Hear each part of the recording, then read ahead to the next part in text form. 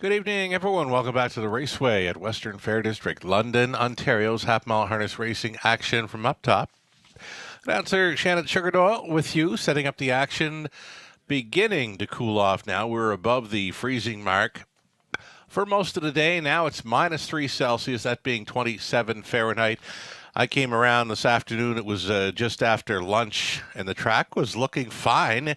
It's still rated good. The sun came out, softened up some things. We had some weather yesterday, of course, the snow, the freezing rain, and lots of other things. Mixed bag of weather conditions throughout the last 24 hours. So tough to get going this time of year. Woodbine Mohawk Park gave it a go last night, canceled after 5.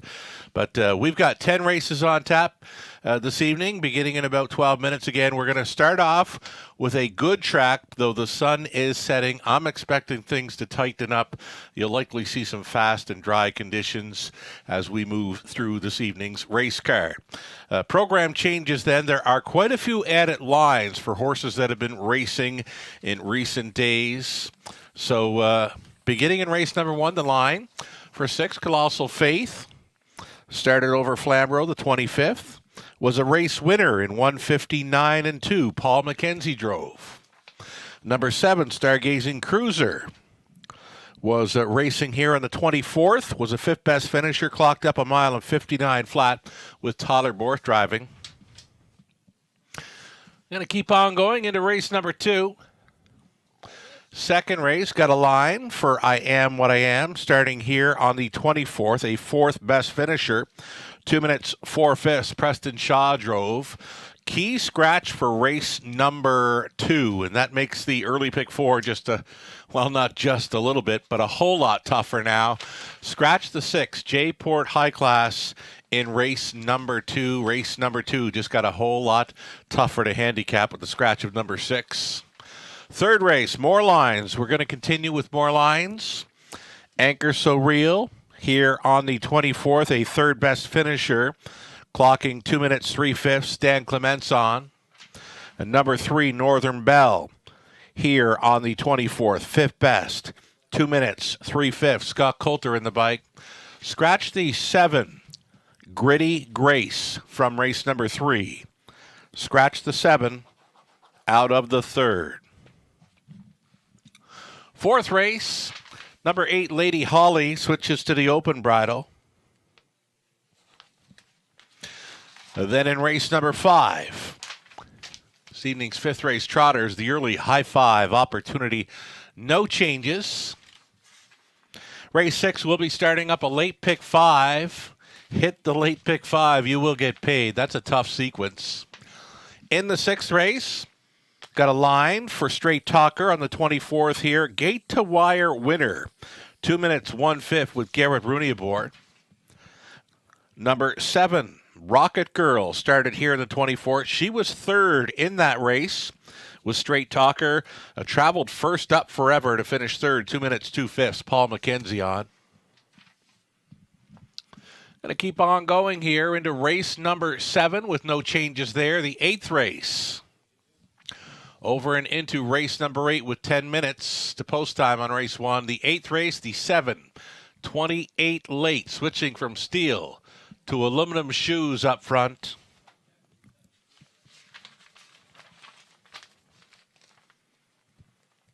Ninth race, more lines for the 2. Put Your Bet Down. Starting here on the 24th, 4th best finisher. 2 minutes, 3/5. Scott Ray drove. Number 3, Diamonds Are Twine, also here on the 24th. This one closed up very strong, made up a lot of ground in the late going to finish 6th. In 2 minutes, 4/5, Paul McKenzie was on board, a much improved post for 3, Diamonds Are Twine tonight. And the changes, they keep on coming in race number 10. Scratch the 2, Dirt.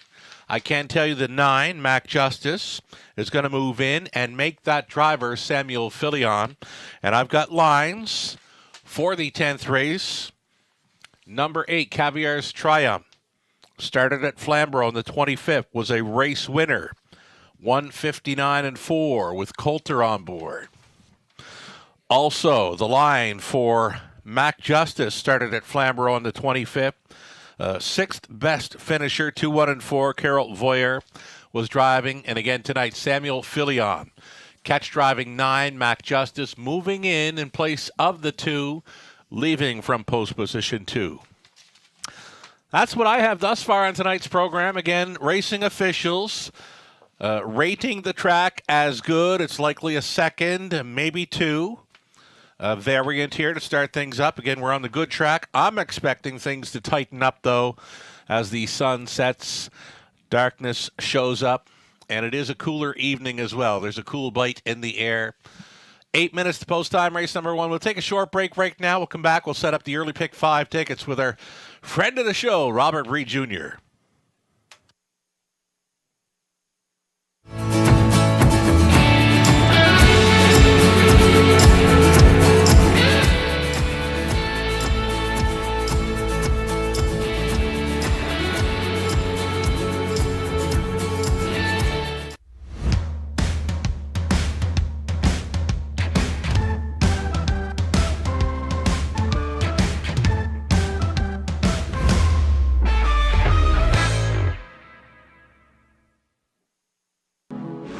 Race to Twin Spires, where you can take advantage of our $200 new player offer right now.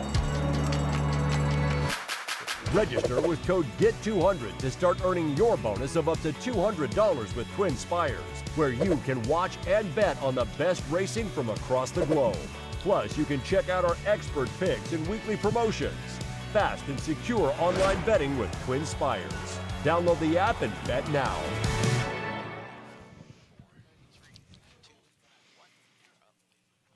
Hi, welcome back to the show, everyone. You're watching the Raceway at Western Fair District, London, Ontario's half-mile harness racing action from up top, Sugar Doyle. Eye in the London sky this evening. Starting up on a good track this evening. We've had plenty of weather, different modes of weather throughout the last 24 hours here in Ontario. Again, I'm expecting things to tighten up as the sun goes down and darkness shows up here. We've got 10 races on tap. Robert Reed Jr., I believe, has joined us for the show this evening. Robert, very sorry you couldn't make it to the banquet here on Saturday night, attending to things back home. How are things back home, Robert? They're better now, Sugar. Okay. Thank you for asking. My son came down with Norwalk, which is not pretty, Right. but he is doing better now, and Okay. we're happy to see that. Kind of touched on me a little bit over the tail end of the weekend, which, I don't wish it on anybody because it's a little bit rough. But I was really disappointed I couldn't make it out to the awards banquet. It looked like a fantastic time. Everyone said it was just a great night. And there was a helmet that I would have definitely touched up in that silent auction table, the James McDonald helmet. Would have gone for a lot more money if I had been there. But hey, next time. Right on. And there will be a next time. I mean, Lindsay Kerr, fabulous job setting up that silent auction table in support of Harness the Hope, OSAS, New Start Standardbred. She raised over $3,000 on that silent auction table, and likely would have been a bit more if Robert Reed Jr. would have made an appearance. And again, a very nice crowd. You know, we hadn't done a banquet in 3 years, Robert, and that was the first time ever at the top of the fair. And you know what?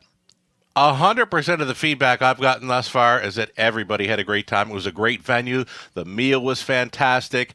Likely about 300 people in attendance. So some nice winners, too. You know, the awards got spread around. Natasha Day kicked things off with the Ruth Herbert Horsewoman of the Year award. You know what? A very popular choice for that. Sophia Antolini, she was our Caretaker of the Year. Overall Horse of the Year, bit of a surprise for some, but you know what? Well-deserved. Heavy Duty. He was the highest earner of any horse that raced here last season in London. Made his way all the way up into the preferreds. We're going to see him race tonight for Natalie Elliott.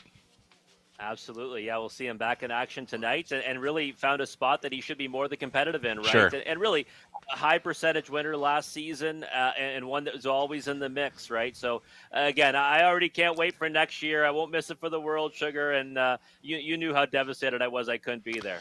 I knew you were coming, and then when I got word that, there was some things that needed tending to at Bat Home, we understood for sure. But you know what?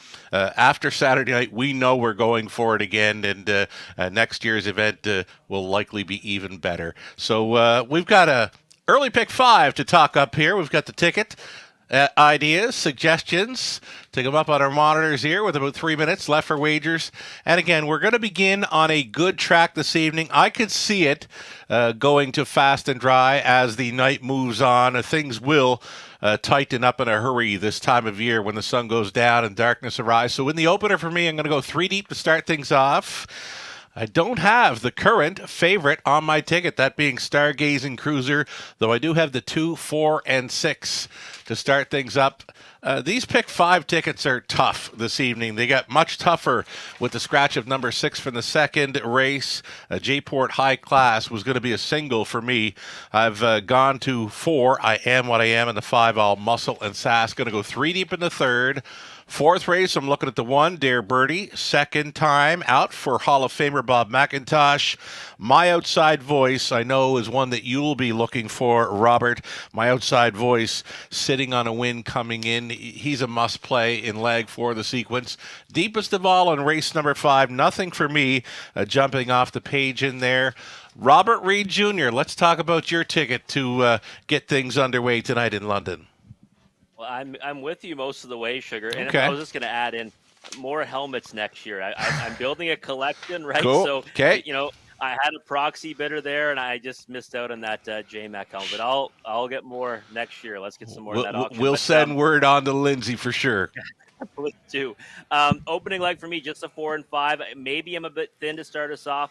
I like See the Delight as a bit of a price play here. She's got the luck on top. Think that is the deserving favorite. But See the Delight is one that I think has a big chance, especially if she goes forward off the gate, which I think she'll try to do tonight. Race 2, now left wide open, right? With that scratch of the 6 J-Port High Class. I thought he was a slam dunk in there. Yes. Now I'm using 3 of the 5 horses with the 2, 4, and 5. I think any one of those can win it.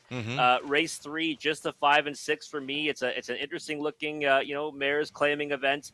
I think that the 2 horses from the McQueen Barn, Stu McQueen Barn, that is, look to be the class of the field. Also ones that do sport some early foot, so I'm happy to go with those ones. Race 4, my single, you knew it, Sugar. My Outside Voice. Yes. She's let me down. She's the filly that's let me down in the last 2, but I'm just going to keep having faith in her. I thought last time she was a winner. I really did. And then I don't think she saw the horse to her inside, the very inside anyway. She got past the one she was racing against, missed by a head on the end of it. Price was huge on that occasion, though, wasn't it? 7-2. Right on. We don't get that tonight, but I think she gets the job done as a single in the pick 5 sequence. Race 5, I agree with you. I think it's wide open. Right. I couldn't really hang my hat on anyone in there. It's kind of a race where a lot of horses have not been racing in the best form as of late. So I want to have the 2 Playful Elegance, hoping she might try to go forward off the gate tonight. And then I'm going to the outside of the gate with the 5, 6, and 7 and adding in the trailing post. What can I say? Fits well with this group. Just wish his nose was on the gate. So 5 deep for me on the end of it. All right. I'm going to go back to race number 1. I'm going to mention the 5, See the Light. Now, I've already gone ahead, done my selections up for this coming Friday night. Don't quote me on this, but I believe when doing my picks, I saw the 5, See the Delight has the rail here on Friday night. Does that change up things when you find out that information? A little bit. Yeah. Hey, listen, the reason why, right, is that if you look at situational races, I'm hoping See the Light goes forward off the switch tonight. Now, I'm not saying that See the Light's not going to get all they can today, because of course they're going to. But where would you rather use your early foot, from the 5 hole tonight or the rail on Friday? So that, for me, certainly would make me rethink maybe putting this horse second in my selection. Sure. But when I looked at this race, I wanted to be on the side of horses that were racing against a tougher competition. And See the Delight last time had to work from post 7 with no chance. So, again, my hope is forward off the gate. But if not, I think she's still good enough to get a big piece against this group. Okay. And here's another question. And the 4, She's Got the Luck, starting to take that serious action at 4 to 5. I know you're big on switching classes, dropping classes, especially in the claiming ranks. How big of a drop is this for She's Got the Luck? Well, it's a significant one, right? Because you go against open claiming ranks to now condition claiming ranks, and also from the big track to here. So the speed changes, right? They don't have to go as fast at the raceway. And some horses, it doesn't matter if they're on a mile surface, 7/8 surface, or a half. They don't really mind. The speed might be the same. Sure. She also got bothered last time, right? That's what you have to. I mean, it was kind of a weird race where a lot of horses kind of got taken out of it on the backside, and she was one of them, and she never found her stride again. I know there was no issues with equipment or anything on the line, Okay. but something definitely went amiss with her. Okay. So for me, I looked at this race and said, softer group, no question about it. And really, I'm hoping for, you're hoping for a clean trip and likely one where we're going to see her maybe go forward off the gate this time around. Okay, I do have a handful of nuggets that were handed in through our trainers and drivers and those that race here in London. Cam McQueen had supplied a nugget for She's Got the Luck in the opener. Class dropping, of course. Hopefully she responds. Just needing some confidence here. And you know what? If she's going to get confidence, it has to be against this group. Yeah, it's like you always call it, right, Sugar? The heart-building win. Yeah, that's right? what And she that's needs. Really what she's looking for right now. I mean, last time was first time with Cam McQueen, and I thought she had a chance for a piece in there. I didn't really have her near the top of my selections on that occasion. Mm-hmm. This looks like a better spot, obviously. Her type of horses that she should be more than competitive against, and she's turned in some pretty good efforts here at the Raceway. And for 15,000 in those condition claiming ranks. So Mm-hmm. I certainly think that she should make a good account of herself tonight. But it's hard to bet a horse right off a distance line, but it's one of those ones where there was certainly some kind of reason for it, and she didn't look too poor before suffering that interference. Sure thing. We've got a field of 7 then to kick things off. It's the first of 10 this evening in London. You're getting a live shot there of the paddock, and horses awaiting their post parade for race number 1. What they're doing right now, they were just testing the starting gate. Anytime the track is off a little bit, we're not on a sloppy track, but we are on a good track with a bit of moisture on it. They want to test the starting gate out. Just saw the starting gate take a run down the stretch and into the first turn. All looks good to go, and I'm expecting these horses to post parade here shortly. So lots more to come on a Tuesday evening in London. Best of luck to all racing and playing.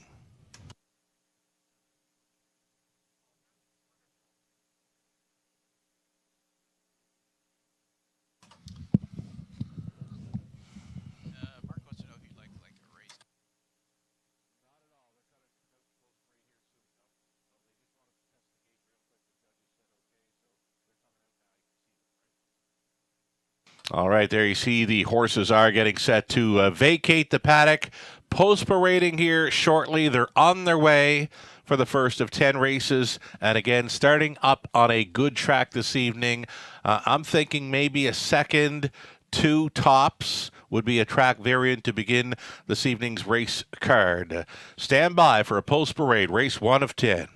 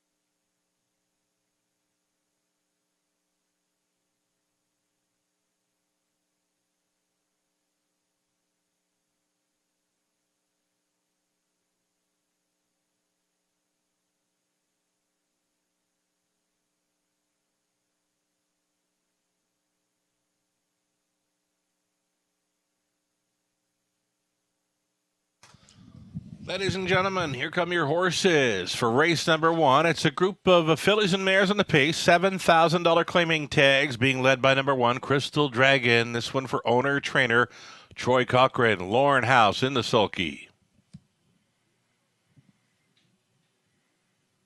Here comes Tyler Borth driving 2, Kinder Grace. This one for Leanne Davidson, the trainer, as Daryl Laver. Scott Ray is up on 3 as Brave as My Mama, owned and trained by Gary Anderson of London.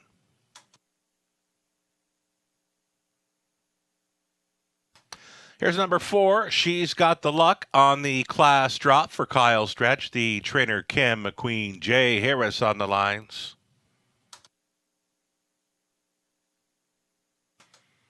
Don Rankin Jr. Owning, training, driving. Number 5, See the Delight.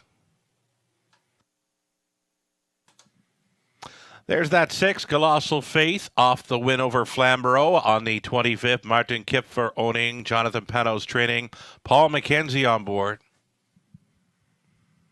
Rounding out the field from the outside gate, 7 Star Gazing Cruiser, owned by Daryl Curry, trained by Doug Curry. Scott Coulter does the driving.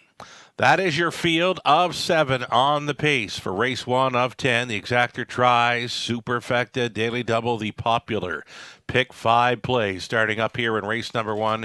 Hit either one of the Pick 5 sequences tonight, and you will get paid. Getting a look here at number 4, She's Got the Luck. Now, this one is looking very sharp. Right on the bit here for Jay Harris. Class dropping and all. She's Got the Luck. A 6-year-old daughter of a Shadow Play goes out a second time for trainer Cam McQueen, and the 6-5 action continues for She's Got the Luck here. And for me, Robert, if you're with us, body language speaking up in a big way right here. Yeah, I think so too. I love the bow in her neck, right? I mean, she looks like she's raring to go. Yeah. And that's what you want to see from one that's coming off a line like hers. Again, she was bothered. That's why she got beat by that wide margin. She kind of lost all her action. Never kind of looked comfortable after kind of getting in the mix with a couple others that were kind of scattered from some close contact on the racetrack. And I just think that this looks like a great spot for her, and the way she looks on the track tonight, I would think she's definitely going to move forward off the switch and might be able to control this one throughout.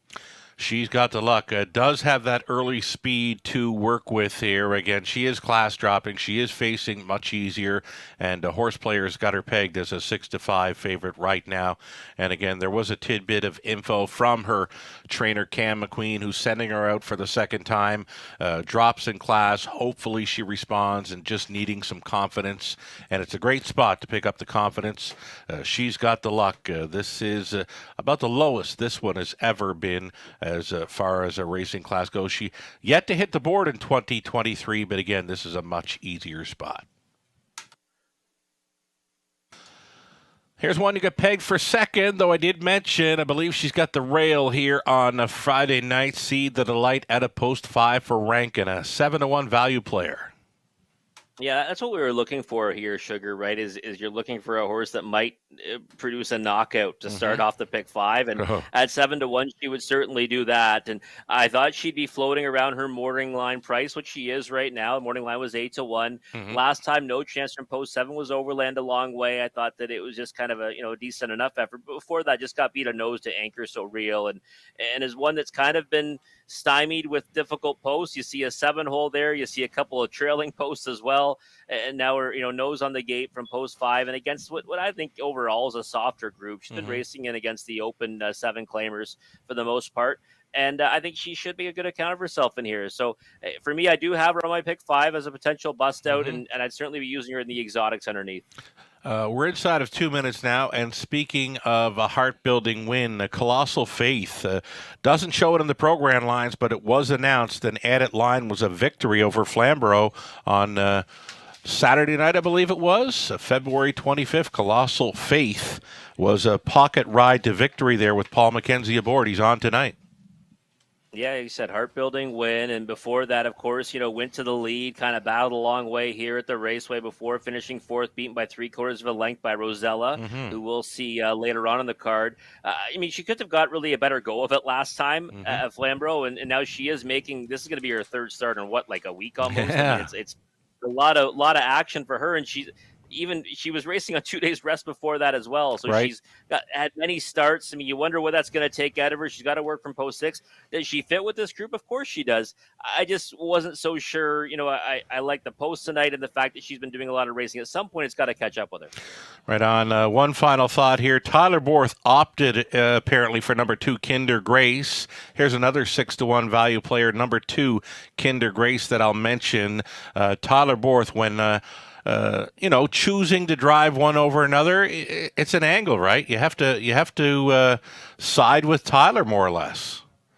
Yeah, you do. And I mean, I did actually put the 7 ahead of Kinder Grace in Sure. my selections, but you're right. I mean, you've got to put a lot of respect into that. Also, third start back off a layoff. And last time raced really well. I guess my one knock was I thought this was a tougher group tonight. So, I mean, I think she gets a piece of it. I just don't know if she gets to the business end. Alrighty, here we go. All 7 noses on gate for the first of 10 races. Tuesday evening, London, Ontario. Starting action on a good track, likely about a second off to begin the program. Again, it's claiming pacers, all 7 on gate. Picking up speed. Here they come. They're off. Charging on out of there. Colossal Faith for McKenzie. Going right to the lead. Colossal Faith off that heart-building win Saturday night at Flamborough on top by 3.5 lengths. Crystal Dragon left out for the deuce. Sliding into third. She's got the luck, closing up as the 4-5 choice. A midfield fourth for Kinder Grace. Gapped off in fifth. We've got As Brave as My Mama. And next to last came See the Delight. And trailing the field, Stargazing Cruiser. She'd have to make up well over a dozen lengths to win it. 29-1 over the good going. Colossal Faith. She's got her marching orders here. Colossal Faith on top. Closing up the gap in second was Crystal Dragon, already right lined at a third. She's Got the Luck is put in play. She's Got the Luck being roused up here in the early going. Going after Colossal Faith. It's going to be these two. The plugs came out just now on Colossal Faith, who's driving on against the heavy Faith. Kinder Grace put in play. She's just taken third best on the outside after a half of a minute and 3/5. The front two going at it now. It's a third quarter beatdown coming up between Colossal Faith and the favorite. She's Got the Luck. They've put 5 lengths of separation on Kinder Grace on for third. See the Delight just took fourth, and off the back end, Stargazing Cruiser down the backstretch, second and final time. She's Got the Luck. Now a clear leader for Harris, and in full flight on by 3/4, 130 flat, 29-2 through the third. She's Got the Luck appears to be Gonzo. Colossal Faith holding down second. On for the challenge now is a Kinder Grace. See the Delight under fire, and fifth and wide, Stargazing Cruiser. This is She's Got the Luck. She's Got the Luck for a drop and pop. Was looking for a confidence builder. She's got it in a big way. Harris for McQueen. She's Got the Luck romps. Colossal Faith stayed on for the deuce, then Kinder Grace, maybe Stargazing Cruiser from last on for fourth, 201 and 3.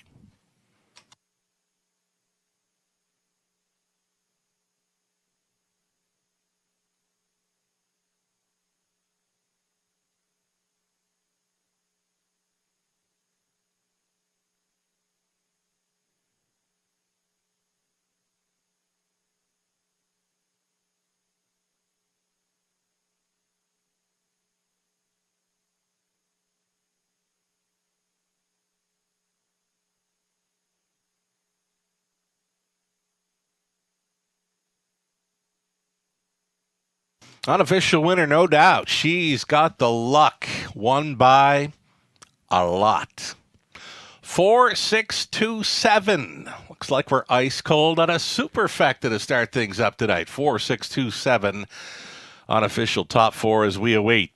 She's Got the Luck, who's on her way back for a picture.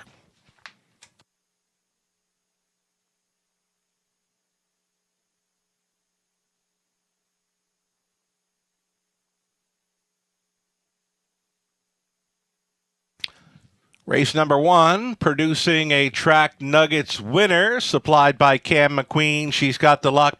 6-year-old brown mare by Shadow Play. From the Cam Luck mare, Undone Hanover. Owned by Kyle Stretch of Coldwater. Cam McQueen training. Jay Harris on for this easy victory in 2:01 and 3 over the good going. She's got the luck in a race 1 romp. Congratulations.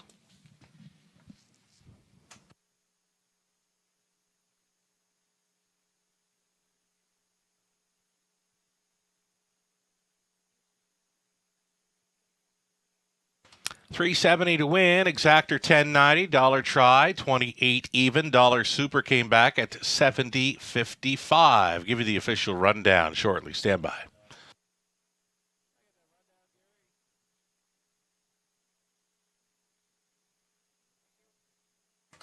Here is that rundown. Crystal Dragon 7, Kinder Grace 3rd, As Brave as My Mama 6, She's Got the Luck was a winner. See the Delight 5th, Colossal Face 2nd, Stargazing Cruiser 4th. 29 and 1, a minute 3 fifths, 130 flat, at a mile of 2:01 and 3 over the good going. They get over it well. She's Got the Luck. From the top, 7, 3, 6, 1, 5, 2 and 4. Go on to race number 2. 6 minutes to post time for an exacta try. Superfecta. Pick 4 starting up. Key scratch in here. Number 6, Jport High Class came out. A reduced field of 5 now on the trot to open up our early pick 4 in 6 minutes.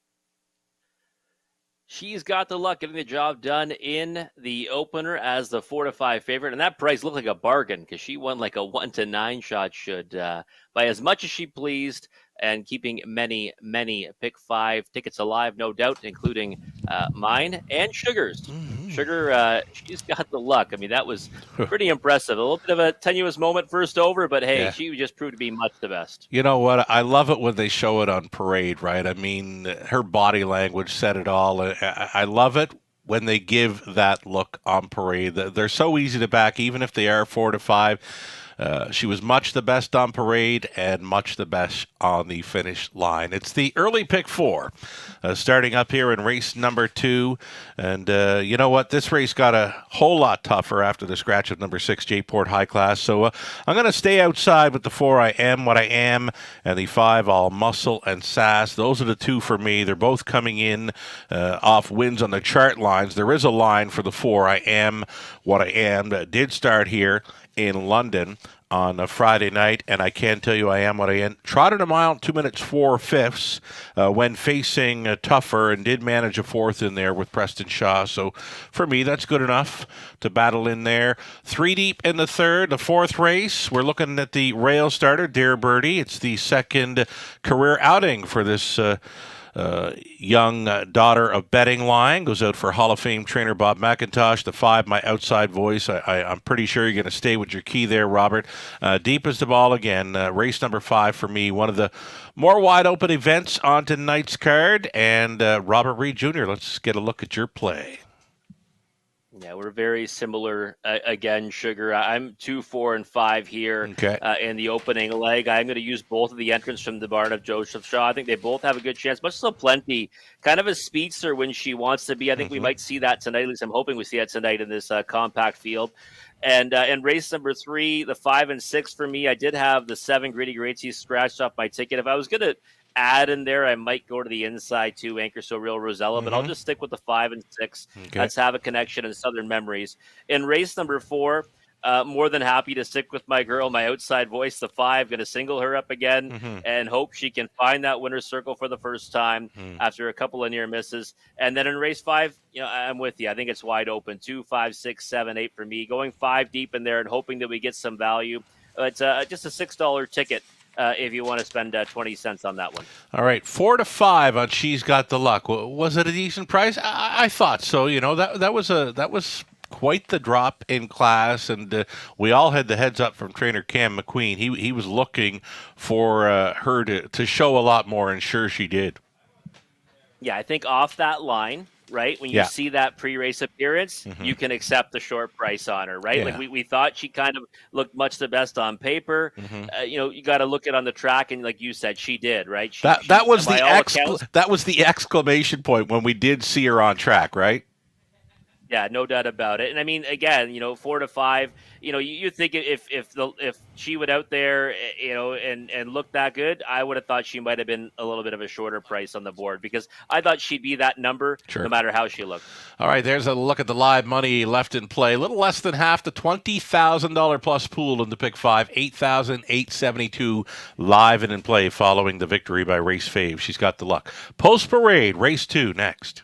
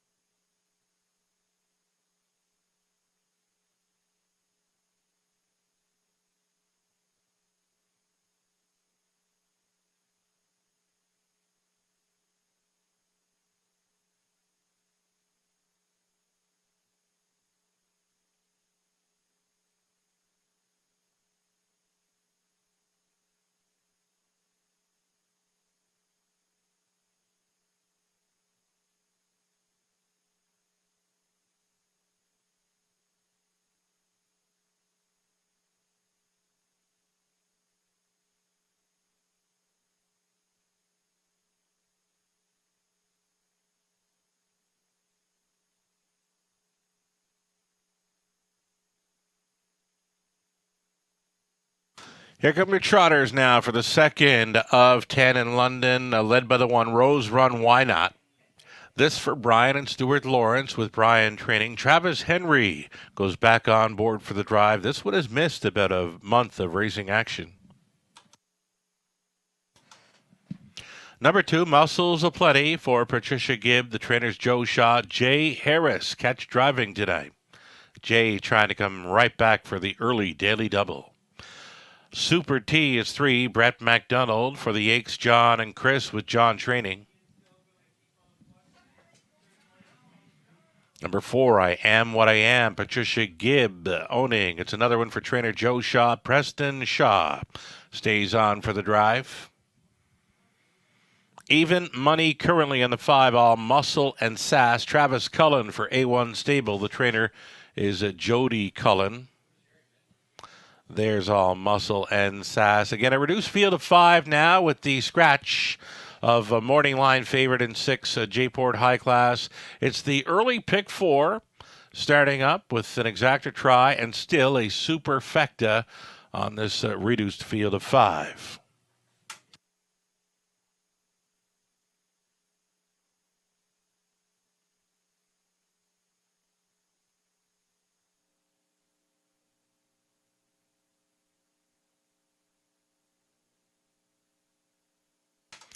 Already, so Robert's top selection here in race number 2. It does switch to the 2. Muscles aplenty. And you're expecting this one to show some early speed. It does have the gate speed. And you know what? An aggressive steer from Jay Harris likely ahead after what we saw from Jay in race number 1. More than capable of coming right back in here, Robert. Yeah, I certainly think so. I think that's got to be the game plan with Muscles Aplenty. And really, she's best when she's cutting it out or she's forwardly placed. I know she's got 1 for 5 this year. She only went 1 for 20 last season, but she did go to the engine on many occasions. The wind came on the front end, and she would stick around for a big piece when she did. Racing off against tougher group last time, I think, compared to what she's facing in here now tonight.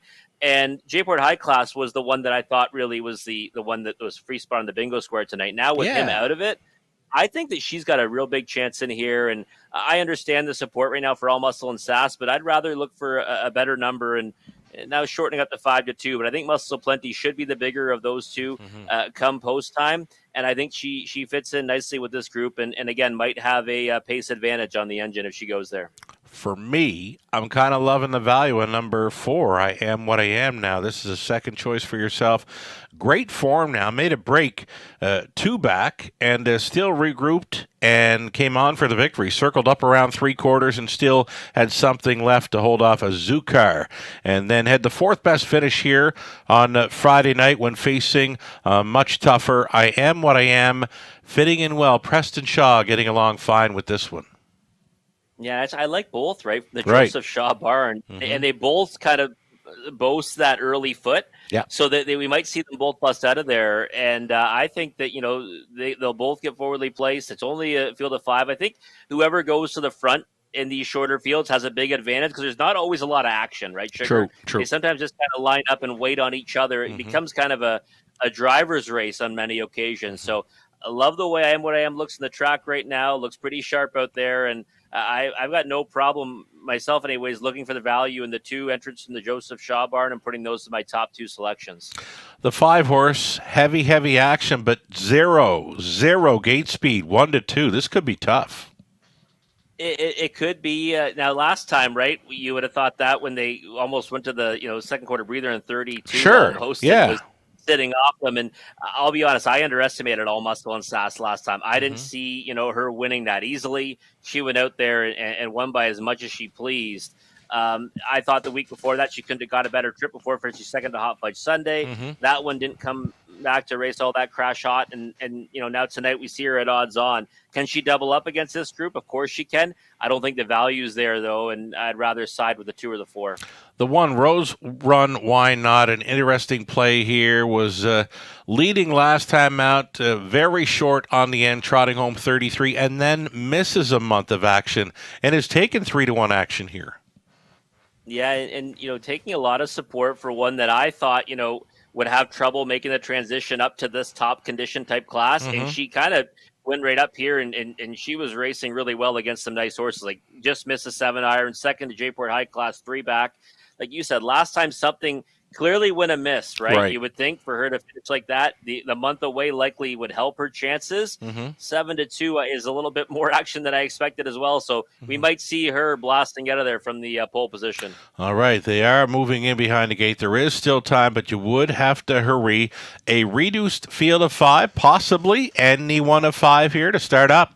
An early pick 4 in London from the rail. Rose Run, Why Not? Travis Henry, Muscles Aplenty, Jay Harris, Super T, Brett McDonald, I Am What I Am, Preston Shaw, All Muscle and Sass, Travis Cullen, a 16th out. Here they come.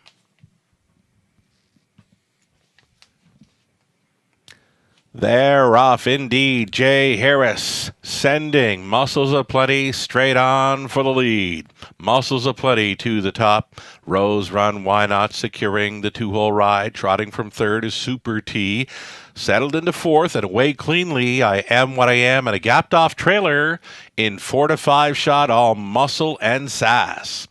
So single file here in the early going, and it's a 2.5 length lead for Muscles Aplenty, who appears to be tapping it up just right here and now. It's Muscles Aplenty sailing through the opening quarter mile, just 30 seconds flat. Rose Run, Why Not? Is second. Longest shot on the board, Super T to race from third. I Am What I Am continuing in fourth. And again, the heavy favorite would have to come from last. That is All Muscles and Sass sitting at the back of the bus. Half-mile approach now and being left alone. Muscles Aplenty, 6-year-old daughter of Angus Hall in command. Continuing second, Rose Run, Why Not? Out there in third.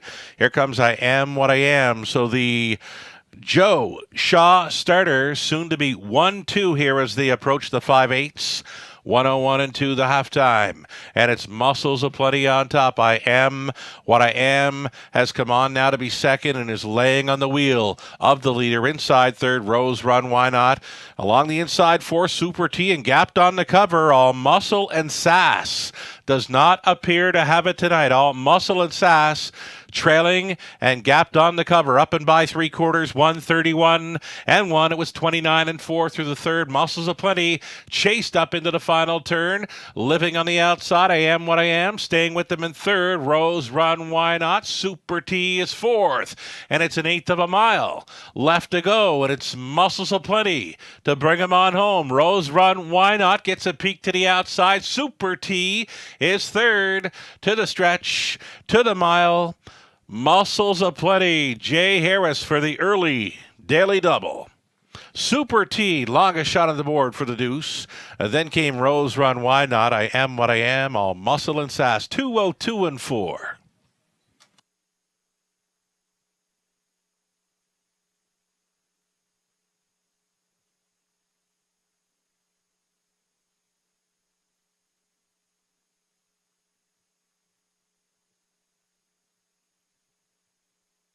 That's a top selection for Robert Reed Jr. on top here in race number 2. Muscles Aplenty took command early and sailed on to victory here over the good going in 2:02 and 4. It's the early driving double for Jay Harris. 2, 3, 1, and 4. It's unofficial.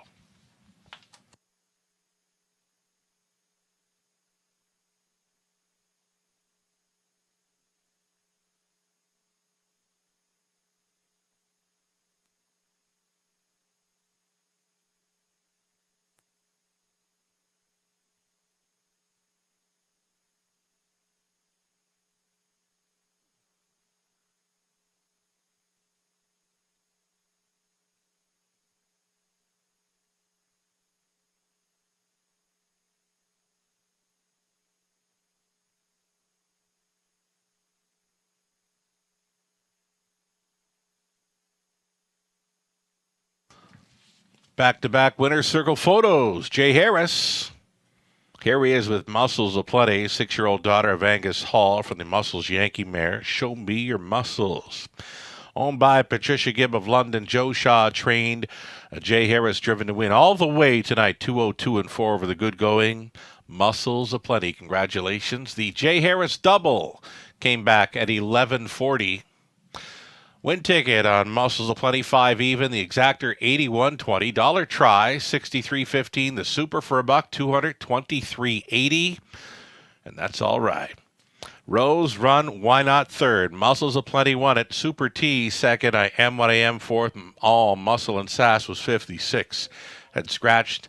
And again, the mile 2, 2, and 4. Muscles Aplenty 20th career victory, number 2 on the season. From the top, a 3, 1, 2, 4, 5.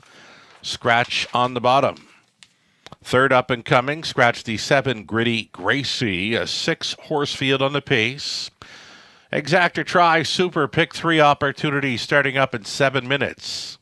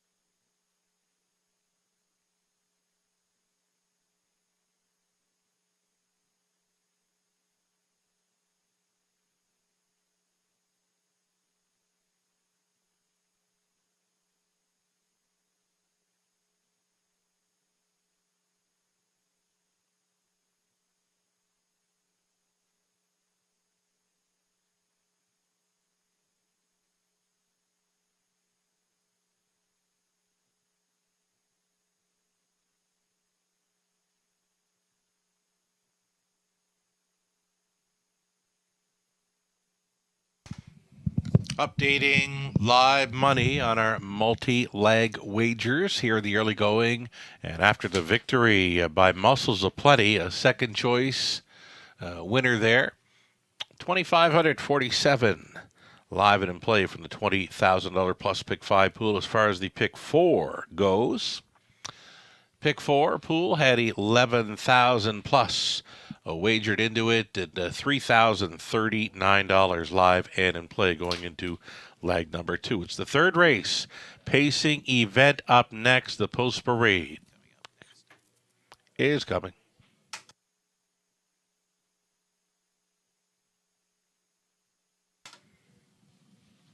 And the trainer of one, Anchor So Real, supplying a bit of info here. Bruce Goit, always good to supply some nuggets of info on horses that he races here in London.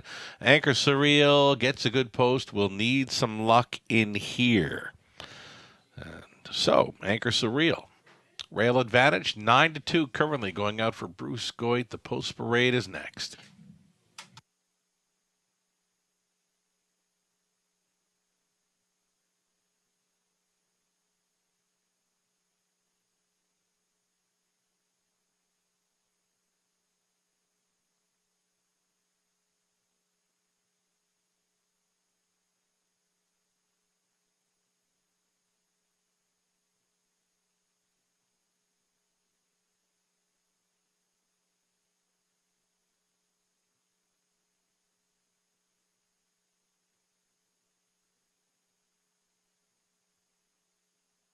Live racing scheduled to return tomorrow evening. It's another 5:50 start time for Wednesday. I mentioned did some selections up for Friday, so the draw is done for Friday night. It's a 10 race card.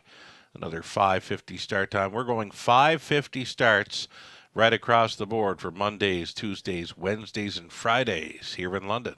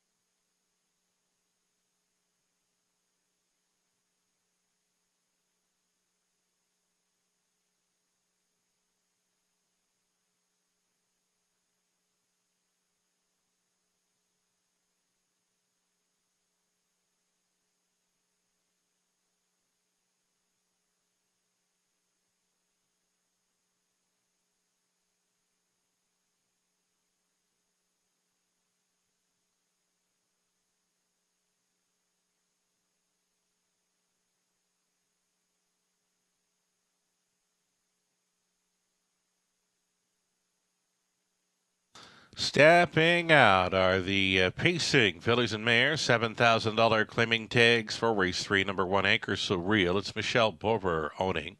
Bruce Goy trains with Dan Clements on board for the drive. Out of post 2, it's going to be Rosella Todderworth for Leanne Davidson and Brooke Coupet. Daryl Lever conditions. Northern Belle is 3. Northern Belle with Scott Coulter driving for Larry Curry, trainers Doug Curry.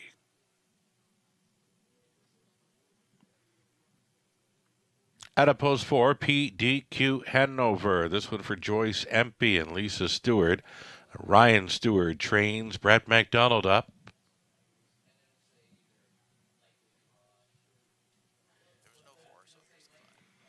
Going to get a look at 5 now. This is Havoc Connection. Anthony Hahn for Stu McQueen, Robert Watson, and James Grant. Stu trains.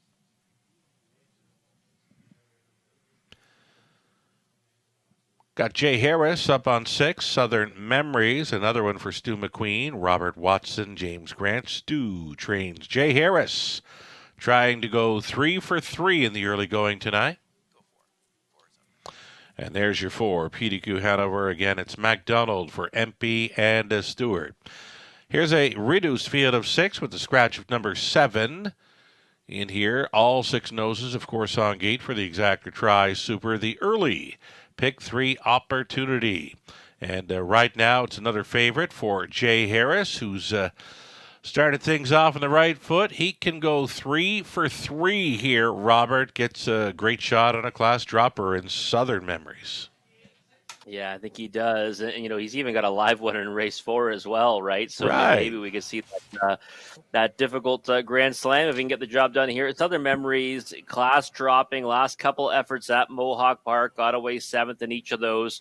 Did get a smaller share 2 back, and really was even racing against tougher foes. And most recently here at the Raceway was a winner in each of her last 2 at this level. And by all rights, depending on how the trip goes, Sugar, I think she can have her way with this group. And the 2 that I kind of leaned on in here were the 2 from the Stu McQueen barn. They both have tactical speed, but Have a Connection has that snap speed off the switch. Thinking that one's going to leave out of there, and Southern Memories won't be too far behind her and making a move at some point in the early going. So those are the 2 that I like, and it certainly looks like the front end is pretty good here tonight at the Raceway, as it usually is. And the opposite could be said last night at Mohawk Park. The 5 races they did run, the horses could not go anywhere on the engine. I was watching last night. I mean, you saw some trotters there where the 3 favorites were off the board. I think it was a 6 or 7 horse field. I thought the Superfecta would have paid a whole lot more with what come in the top 4 spots. The heavy favorites off the board. But you know what? The conditions were kind of rough there for the 5 races they did get in. But the closers were in effect last night big time, right? Yeah, closers and horses on the outside. Anything inside speed, it really had no chance at all. And I think, tonight we can, again, there's not really a bias established yet, but for me, I want to have horses that are getting forwardly placed, as we usually do. Yeah. But I think even tonight in the condition of the track, we want to be more so in that corner. You're on the Stu McQueen exactor in here. Number 5, Have a Connection. Anthony Hahn on board, knows this horse well. Runner-up finisher in each of her last 3, and could be sitting on the win. Yeah, we're going to call this horse, might be like the OG Nugget, right? Because that kind of sparked all that, didn't it? Right? Like one of the original nuggets that we had. We shared what Stu said on social media, and then went out there and went all the way on the engine at 25-1. And I mean, that kind of, I think, snowballed into what we have now, right, with the track nuggets. So, you're right. You're right. Back on January 3rd, he posted early in the day, that if you could read between the lines on that old tweet about 2 months ago, you were in with a shot at 25-1. Yeah, exactly. And we couldn't have said that louder enough on the broadcast. You're right. Hey, this might be a live one. Yeah. And not often one at that price goes out there and just dominates every call. Yeah. And that's what Have a Connection did. And I think that this is the kind of group where she could do something similar again. Again, very fast off the gate. I think there's only one way that she's going tonight, even though last time she actually showed some versatility in racing from off the pace to finish a good second at Mohawk Park. Let's read between the lines on the nugget from Bruce Goit, the 1, Anchor Surreal. Good post, will need some luck here. Yeah, so, I mean, good post. Getting away well off the gate. Right. He's going to need some racing luck. I mean, if you're looking for luck, I guess the pole position should, help create that for you. The horse does have gate speed. Right? Yeah, I mean, for me, when I get some info like that, okay, she's got the rail to work with. Might want to use her in the try and Superfecta, but the win, I don't know, that might be reaching. Not too high on the horse, but maybe don't leave the horse off your tickets. There's what I'm reading into it. You read it perfectly. Here we go. It's the $7,000 claimers in the 3rd. Anchor Surreal on the rail, then Rosella, Northern Belle, PDQ Hanover, Have a Connection, Southern Memories for the 6-pack. Top of the stretch. 7-5 on number 6, Southern Memories, who's having trouble catching the gate. Here they come. They're off. Northern Belle left sharply, though. Have a Connection. She is stepping out tonight. Have a Connection for Hahn, going right to the top here at 2-1. We've got 3 co-favorites in here. The 1, 2, and 5 all closed up at 2-1. They straighten for the backside run. Have a Connection leads by 2. Northern Bell in second. Anchor Surreal looks at it from third. It's a gap of 2 to Rosella in fourth. Fifth best away. We've got PDQ Hanover. And trailing the field, Southern Memories, well, she'd have to come from last at 3-1. Opening quarter mile was 30 seconds flat. Have a Connection. Have a Connection, and Hahn appears to have a handful. Northern Bell continuing second. Anchor Surreal appears to be going first up for Clements. Indeed, she will be out first up for a long ways. That's cover for Rosella. Then along the inside, PDQ Hanover shifting wide. Southern Memories, they paired up. 3 in and 3 out by the half, and 1:01. The leader got a breather of 31 flat through the second frame. Have a Connection up on the outside. Anchor So Real coming to her now. Gapping the pocket, Northern Bell. Second over, toe up in fourth for Rosella. Still waiting on the Southern Memories, who just took fifth. Sixth and in for PDQ Hanover, and they pick up the pace down the backstretch. Second and final time, Have a Connection, and it's Anchor So Real giving the leader all she can handle here. 3/4 up in 1:30 and 3. Anchor So Real trying to put her sweet lips a little closer to the phone. It's Have a Connection battling on. Rosella took the high road. She's out there 3 deep and circling up for fourth. In behind the wall, Northern Bell into the stretch. A 3 across finish here, and Rosella going best of all in the late going. Rosella, fourth for Laver at 2-1. Second best was Anchor So Real. Northern Bell third, and Have a Connection appeared to hold fourth. 2:01 and 3.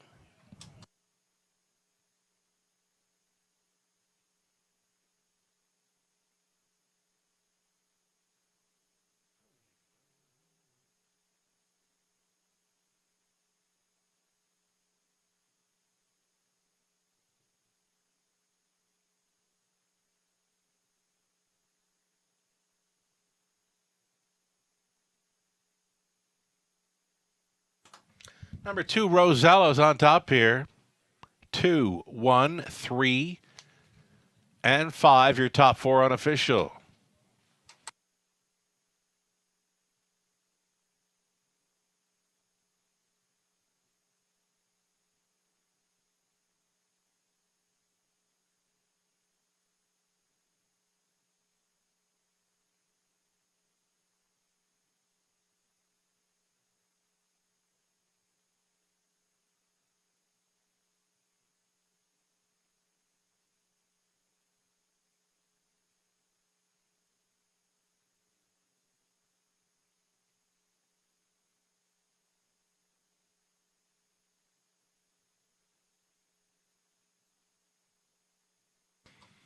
Back to victory lane, number 2, Rosella, 7-year-old daughter of sports writer, At a Future Fire by Courage Under Fire. For the owners, Leanne Davidson and Brooke Kupek. Daryl Laver conditioned. And Tyler Bohr driven to win tonight, 2:01 and 3. It's the mayor's 18th career victory, and she makes it 2 in a row in London. Congratulations.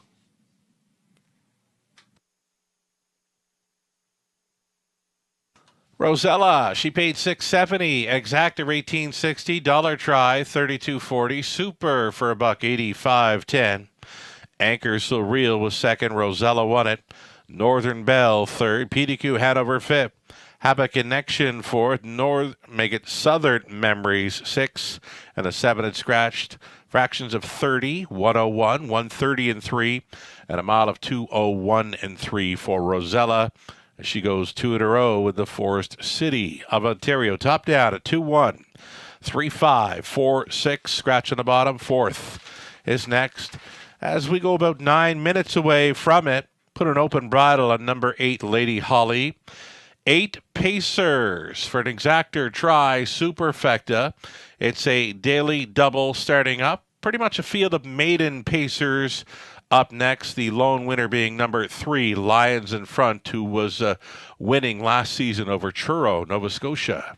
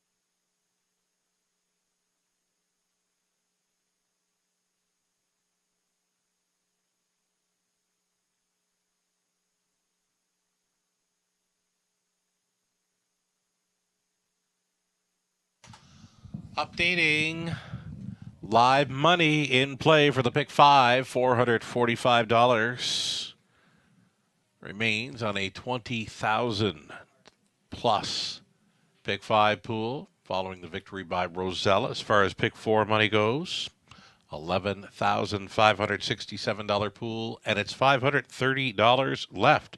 So Rosella throws a bit of a wrench into the multi-leg wagers here in the early going. 2 minutes to post time. The upcoming fourth race, mostly a field of maidens, opening up as a favorite. Number 1, Dear Birdie, at 9-5. It's 2-1 action for 5. My Outside Voice, 7-2 on number 3, Lions in Front.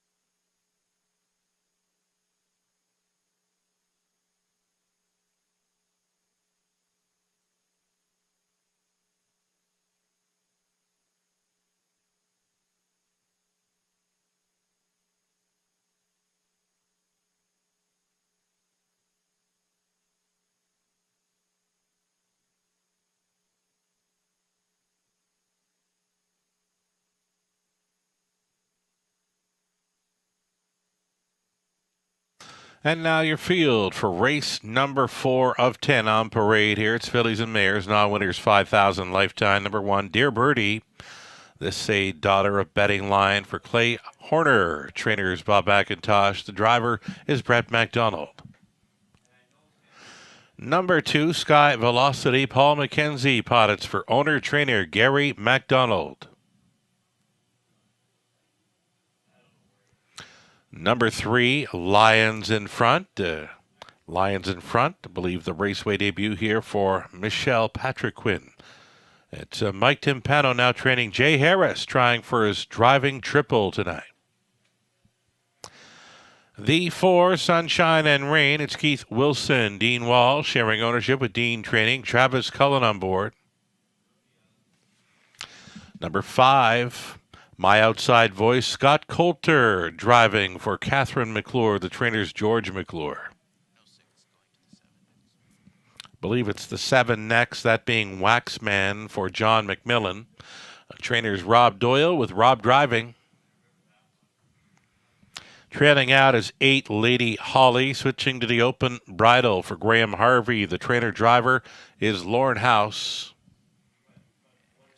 And one more to look at, the 6, Flamin' Terror. It's owned by Abram Zook. Trainers, Kyle Bossens with Jason Ryan on board for the drive. Those are your 8 pacers, mostly a field of maidens, though there is a lone winner. And number 3, Lions in Front, got the victory there with Truro last season.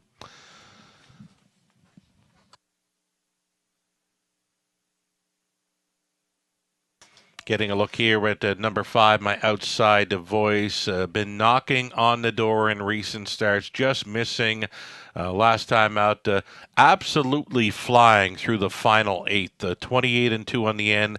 Final 8, absolutely 13 or 14 seconds. She was smoking hot through the stretch, Robert. Yeah, she was, and I really thought she was racing the one that was in between, and she got up over that one, but the one that was to the very inside ended up getting her by a head of the line. And I thought that, she was kind of accelerating to the wire, even though that one got the better of her. But Sugar, she's kind of like that girl that keeps breaking my heart, and I keep coming back to her.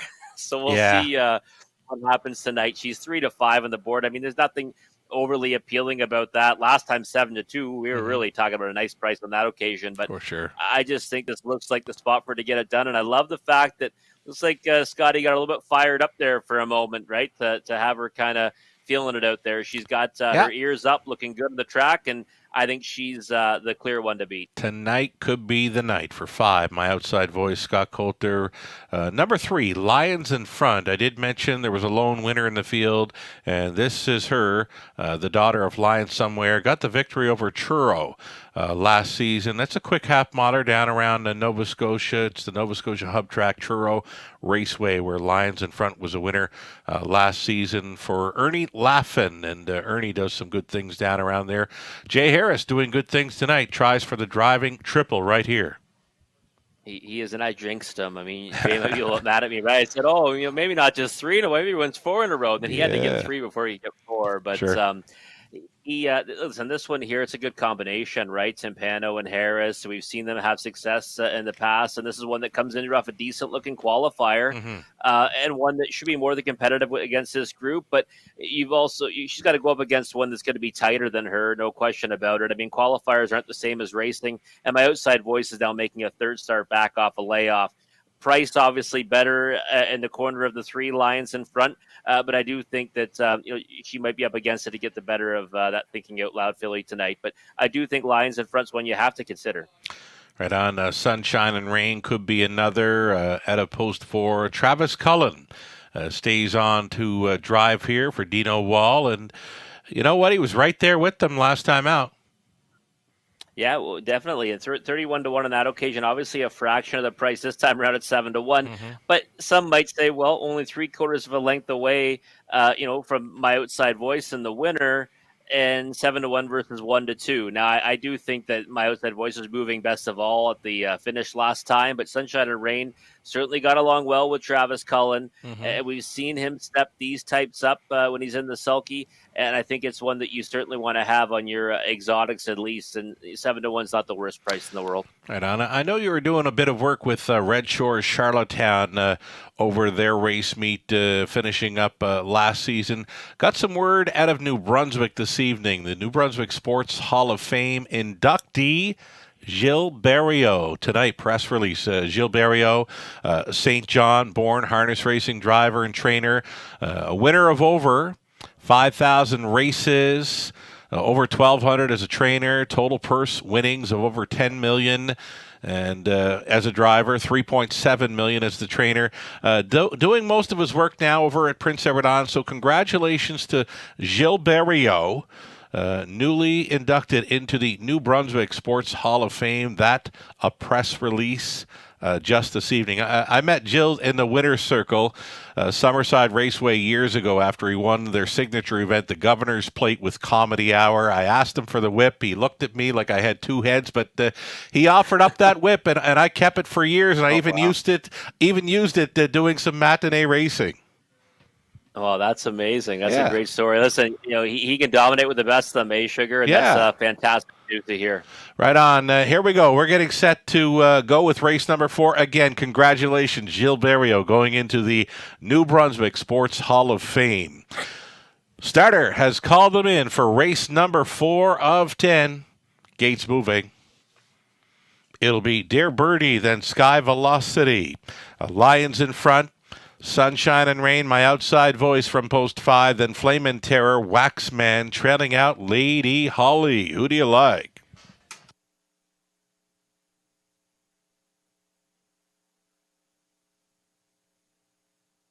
It's pacing, fillies and mares, 1/8 of a mile from the start. Picking up speed, here they come. They're off. It's a good beginning for Sunshine and Rain. My Outside Voice is going with, along the inside, Sky Velocity. And up between Pacers, Lions in front. They're stacked up 3 high behind the earliest leader, that is Sunshine and Rain, stepping out at 9-1. Coming up on the outside, Lions in front, wants to be there. Lions in front, going to the top for Harris. On hold in second, Sunshine and Rain, a gapped off third for Sky Velocity. My Outside Voice at 3-5 is traveling in fourth. Fifth best away for Dear Birdie in that second career start. 29-2, quarter-mile speed. They were single file through that station. Lions in front. Sunshine and Rain continues to follow. Sky Velocity, My Outside Voice. She's got a decision to make right here as they straighten for the half-mile run. Lions in front, tippy-tap reminders to remain alert. Here comes a rushing and brushing. Sky Velocity outside and driving, following that half of 101 and 4. Big-time breather through that second quarter for pace setter. Lions in front. Gives the cold horse shoulder to Sky Velocity. Sunshine and Rain sticking around there in third. Poised in fourth. My Outside Voice gapped on the cover slightly in fifth. Dear Birdie.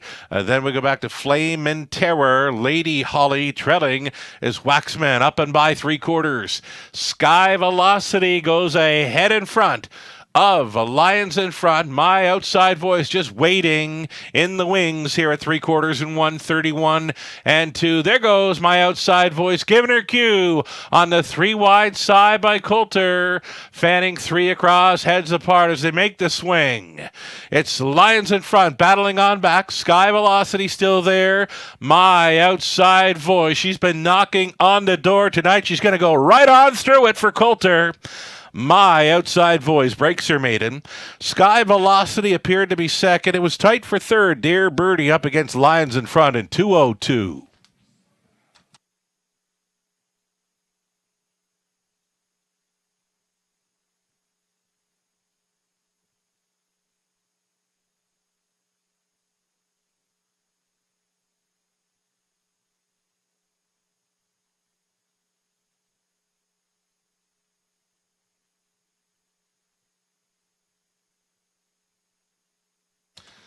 That's a 5. My outside voice getting it done here at 3 to 5. It's a 5, 2, 1, and 3. Top 4 unofficial.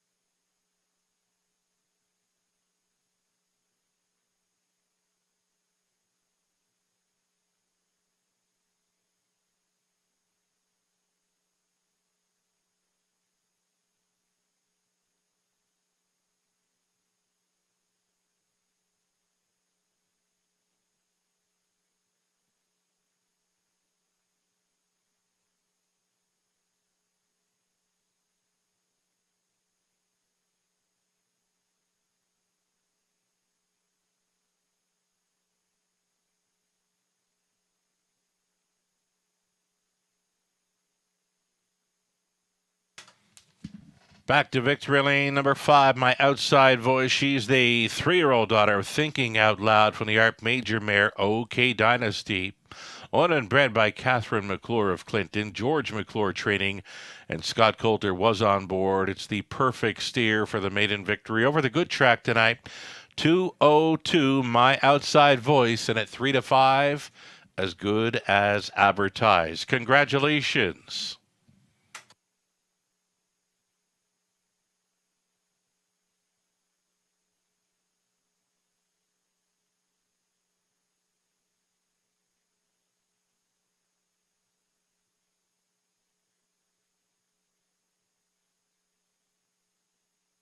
My outside voice, 320, exactor 1690, dollar try, 36.85, super for a buck, 96 even.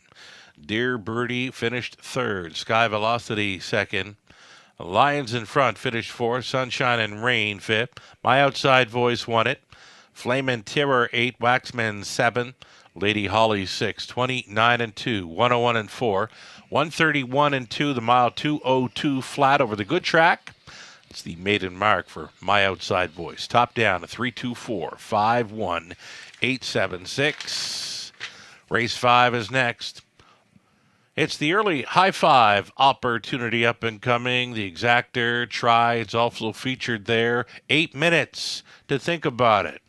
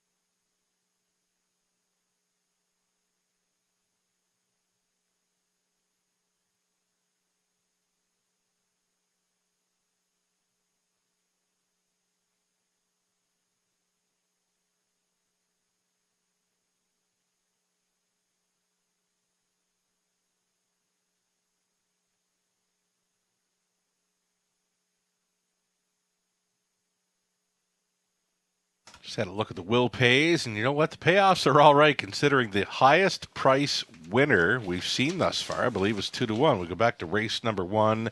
She's got the luck, a winner at 4-5. Muscles of Plenty, a winner at 3-2. Rosella was 2-1, and then we just saw My Outside Voice at 3-5. So again, will pays throughout the multi-leg sequences. They're coming back just fine, considering highest price winner thus far. 2-1. I think the back half of tonight's program gets much tougher. It's the early Super High Five opportunity up next. Current favorite, number 3, Essential Worker on the class drop, 7-5. There's 2-1 action for number 2, Playful Elegance.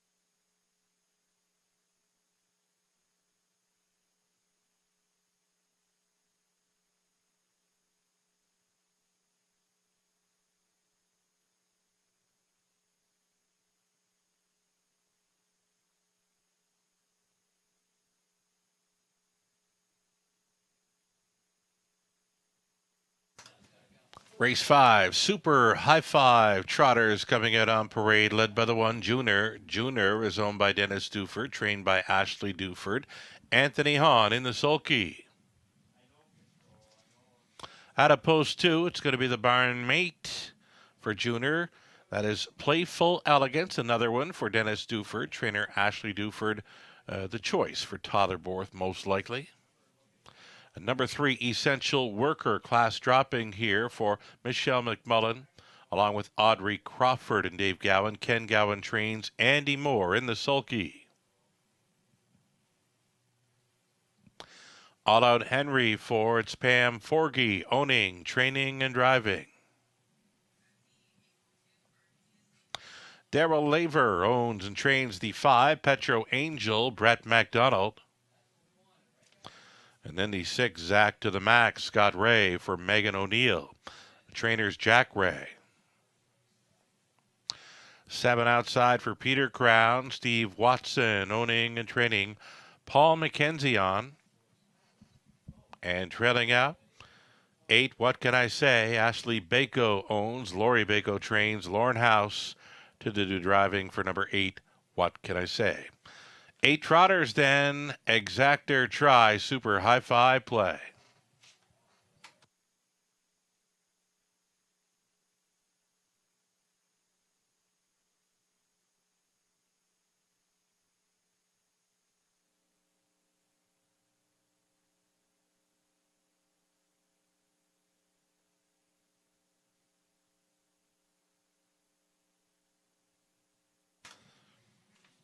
Getting a look here at number 2, Playful Elegance. I like the chances for this big mare. Anytime she's on or near the lead, she normally makes a good account of herself. Tollerborth having some luck with the Dufords of late. And gets a shot here with Playful Elegance. And we like her chances, Robert. Yeah, I do like her chances. I think she's kind of met the right group of horses inside post to work from, and one that has shown speed in the past. Sugar, I think we're going to see that called upon tonight in this spot, and kind of a mixed bag of a trotting event for non-winners of 1,500 last 3. And one of those ones where I could see a price emerging, but I do think that Playful Elegance gets the edge for me. I just didn't think she'd get bet down to 2-1, but the support's been coming for her right from the word go here. Yeah, I was thinking I'd like to see this mare at about 4 or 5-1, right around her morning line there. Right now, she's a 5-2 choice. Another one maybe to think about, Zach to the Max, starting to take some action here at 5-2. You've got him pegged for the deuce. Number 6, Zach to the Max. Looks pretty good on track right now, and last time, much improved effort. Right, blasted sure. out of there. One that has all kinds of gate speed. Probably should have done better last time, but that's against a tougher group. So now getting down in class can be right there at the wire with these ones. And if you go further down the paper there's not really much to be all that excited about. But that last one might signal that he's trending back in the right direction. He's been a classy trotter in the past, and I think that he can certainly make some noise in here, especially if he blasts off the switch. Did like how he stayed on there to finish top 3 in his latest. As we go inside of 2 minutes on our early super high five play, maybe a few more angles to consider here. Number 4, make it 5, Petro Angel. Petro Angel, you've got pegged for 3rd, and I know you've backed this trotter quite a few times. I was waiting on this one maybe to score down because I think the last time this horse showed up at the winner's circle, I watched a brilliant score down. I just didn't see it here tonight. No, I was hoping you'd be giving us that info, Sugar. But the support's coming for Petro Angel, right? 10-1 morning line, 3-1 on the board right now. Definitely an overlay in the multi-leg payouts, no question about that. And the barns been heating up a bit, right? We saw Kindred Grace race okay earlier. And then, of course, we saw Rosella get to the winner's circle. Sure. So, I've always been a fan of Petro Angel and the barn of Daryl Laver. And I'm thinking that this one is not this is not out of her reach here. Right. I agree with you, though. I wish we saw more lively pre-race appearance here, because when she shows that, it usually translates into the race. I've been looking for them tonight, Robert. I know you like angles on the score downs, and I haven't seen many coming out on post braid and scoring down this evening. I'm not sure. It's just not sure if it's because of the good track or what have you. But I've been looking for them and waiting on them. Just haven't seen much action for the score downs. How about old Mr. Handsome? We always get a look at him. One of the finest looking trotters on the grounds here in London. The subject of a recent COSA bit there through the bridle, I believe it was, or behind the bridle. What can I say? AKA Mr. Handsome. Final thoughts? Just one that's right now is a big price on the board. He usually races well at this level. Don't like the fact that he's got to leave from the trailing post, but he did, he's shown us that he can still, make a good account of himself from off the pace. He did so on January 10th. I would not leave him off my my high five tickets, that's for sure. That's a big number at 25-1. And he is very sharp looking going in behind the gate. I'm not sure he's a big fan of leaving behind anything in here. He will be leaving from the trailing spot 8. What can I say? Here we go. Junior on the rail, then Playful Elegance, Essential Worker, All Out Henry, Petro Angel, Zach to the Max, Peter Crown. What can I say? Back tearing it. 1/8 of a mile out for the Trotters. 9-5 co-favorites, 2 Playful Elegance, 6 Zach to the Max, and here they come. They're off. Zach to the Max, leaving Essential Workers there. Playful Elegance along the inside. Opening turn action. Zach to the Max going to the top. Playful Elegance pockets up in second. Essential Worker sliding into third. Left out there in fourth was Petro Angel. Petro Angel to go on in here. Following on that cover, though, parked. All Out Henry up to the opening quarter mile. Headstrong. Zach to the Max. Zach looking brave here in the early going. Fronting through the quarter mile. Zipped right along over the good track. 29 seconds flat for Zach to the Max. Playful Elegance for the trip. Essential Worker continuing third out there in fourth. Petro Angel fifth and in for Junior. Gapped on the cover in sixth. That is All Out Henry. And then came What Can I Say and Peter Crown. Traveling up to the half mile, being left alone. Zach to the Max. The favorites sit 1-2 here with a lap to go. Looking comfortable here. Zach to the Max was at the half and a minute flat. Playful Elegance continues to follow along with Essential Worker in third. Petro Angel going the long mile out there in fourth. All Out Henry, Junior, What Could I Say, switches outside. Peter Crown still last. Down the backside they travel. Zach to the Max being asked to pick it up now. Zach to the Max driving on. Playful Elegance, tell you what, Borth has got a ton of trotter there in the pocket. Zach to the Max leading them on by 3/4, 1:30 Still coming, Petro Angel. How about old Mr. Handsome switching 3 wide for House? Shows up in third here at 17-1, and he's in with a shot with an 1/8 of a mile left to go. Zach to the Max. Petro Angel goes a big one. What Can I Say keeps on coming. It's opening up for Playful Elegance, and she's trotting up a storm here late. Playful Elegance up in the final strides. It got close for the deuce. Essential Worker was also charging up the in against a Zach to the Max. 2:02 and 4.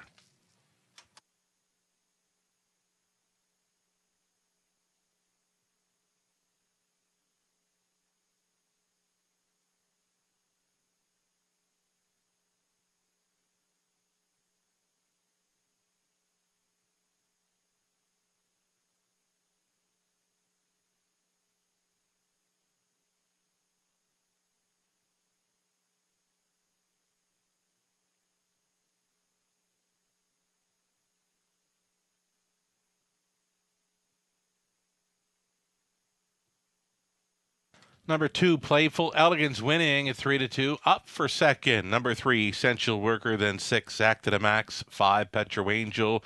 And number 8, What Can I Say, did hit the high five at 17-1. He's fifth. 2, 3, 6, 5, and 8 winning combination for the fifth race super high five play.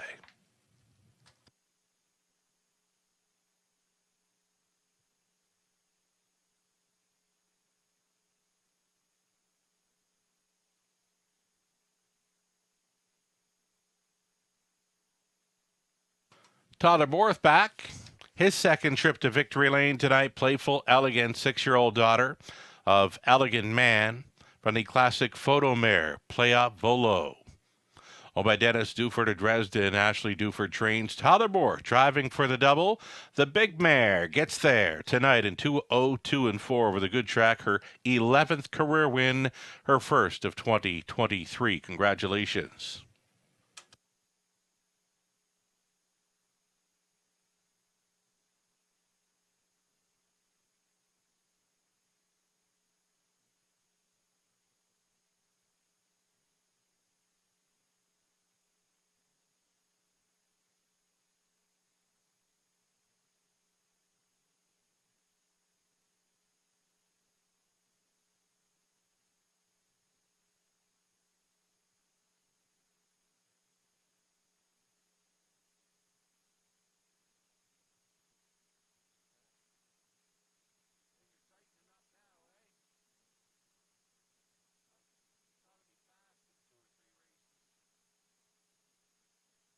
$5 even on that win ticket for Playful Elegance.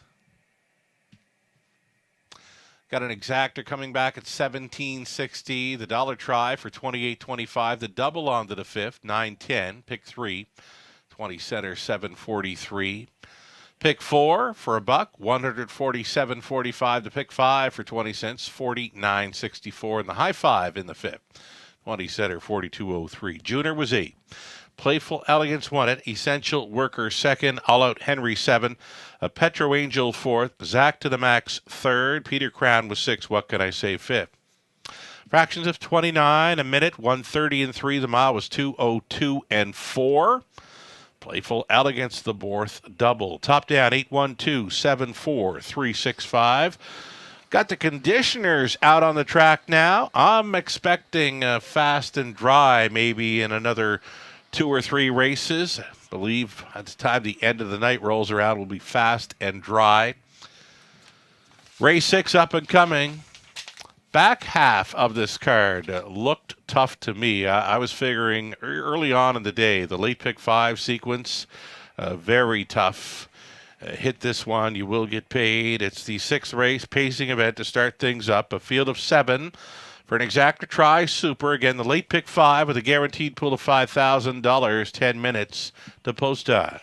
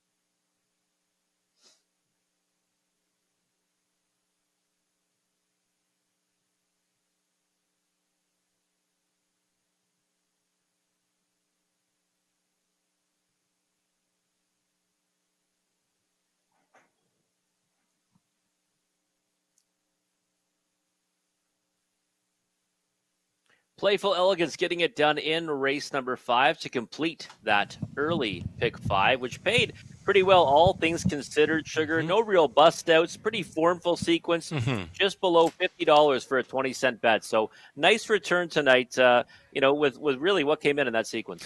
Yeah, you know what? The track being off a bit didn't really play a factor in how things went down. I mean, the highest price winner we had throughout the sequence was 2-1. Incredible, right? And you know what? All in all, the payoff was just fine. The late pick 5, though, it gets much tougher, right? What do you think? It does. I love a horse in this sequence, though, that I'm going to take a swing on. But Okay. we'll see how it all pans out. All right. Well, here I go then. I'm going inside. A Straight Talker is showing great form. The missing line for Straight Talker is actually a gate to wire win here on, I believe it was Friday night. Straight Talker wired them up from post 2 with Garrett Rooney on board, and yeah, it was a sharp mile, 2 minutes 1/5, and held off a bunch of closers in there that were coming to him late, but reached the winner's circle in time. Straight Talker in off the win. I'm also using 2 Cheddar's Delight. She really needed that last start after missing 3 weeks of action, and I'm looking for her to show up big time with Garrett Rooney staying on for the drive in there. Todd and Moore goes on the 1 Straight Talker here tonight in race 6. Going to go 4 deep in race number 7, using the 1, 3, 4, and 6. Fine looking group of trotters, right? Andy Over leaving from the center. Cena Magician, second start back off the layoff. You got Nuriatak Perfetto just missing in his latest for Nixon. Nice looking field of trotters in race number 7. The 8th race. The 8 Baby Ruby, you have to go to her again. An easy winner there last time out, though sneaky good in her latest was 2 L'Argent Ladybug. She had missed 3 weeks of racing action. I can tell you, Tyler Borth was almost straight back on that mare at the finish line. Might go under the radar for some, though she is 5-2 in the morning line. But I think number 2, L'Argent Ladybug, you don't want to miss out on her in race number 8. 4 deep in race number 9. And in the 10th and final, the scratch of 2 Dirt allows the 9 to move in. But I'm going to leave that one off the ticket just to keep the price down because we're going some here. Number 3, Daylon Midnight, Rock Solid Deuce. Last time out for Pinkerton. House was on board. Heavy Duty. Now, here's the thing about Heavy Duty. He was named the Age Trotter of the Year for 2022 at the Raceway, and also was crowned the overall Horse of the Year for 2022. And I can tell you that Natalie Elliott had a bit of a nugget to pass along, that she has tinkered with some equipment. I believe the equipment are the trotting hobbles. Now, with trotting hobbles, they don't have to mention if they're adding or shortening up like they do with the Pacers, but tinkering with some equipment, hoping for a better result than his last few, says Natalie Elliott concerning the 5. That is Heavy Duty, our Horse of the Year 2022 at the Raceway. He's in our 10th and final dash. So that's my nugget of info for Heavy Duty, the 5 in race number 10. Now let's get a look at your late pick 5 ticket idea, Robert. Well, I'm going to single up on a horse I think is going to be value in this sequence. I don't know if it'll be a huge price vertically, but I think she will be horizontally, and I think that's what you need to do sometimes. Single up a big ticket on that kind of a horse. So 2, 4, 5 for me to start it off. I think this is a race that might come down to those horses. I'd maybe add the 1 Straight Talker in if you want to really get through this one. Mm-hmm. Second leg, the 3 and 4 for me. I think those 2 stand out, Nuriatak Perfetto and Andy Over. Either one of those 2 can emerge victorious in there. Race number 8, Sugar. I love the 3, Miss Sophia Rose. First start, Ashley Lenvoy. Samuel Filion gets the call today, and the sulky has been off for about a month. I don't mind that, though, when they go to a new barn. Sure, you've mentioned that. This one. And this horse, has been competitive at this level before, and I'm just hoping for more from that one tonight. I think will provide a big bust out. And the thing about Baby Ruby is trailing post. Maybe she gets into trouble, so I'm going to call Miss Sophia Rose my spot play of the evening and hoping for value there in this pick 5 sequence. Race number 9. The 2, 3, and 5 for me. Now, the 2, put your bet down, doubled up with all kinds last time, approaching the wire. Mm-hmm. Now gets back to a softer spot. Should be good in there, but going to use Diamonds Intertwined, the 3, and the 5, Zealous Tealster as well. Race number 10, 3, 4, 5, 6, and 9 for me, spreading out there 5 deep. I do think that that's kind of a competitive-looking trotting event. I think that non-winners of 2,500 last 3 came up tougher than the highest condition for trotters, class for trotters tonight. Right. So that should be a real nice way to send us off. So I'm just hoping that, if I can guess right on Miss Sophia Rose, that's a big bust out, and we can go home with a big payout. Tell you what, if the 3 shows up in race number 8 and you can get the others home with her, you're going to get paid. Nice catch there, the barn change over to Miss Sophia Rose.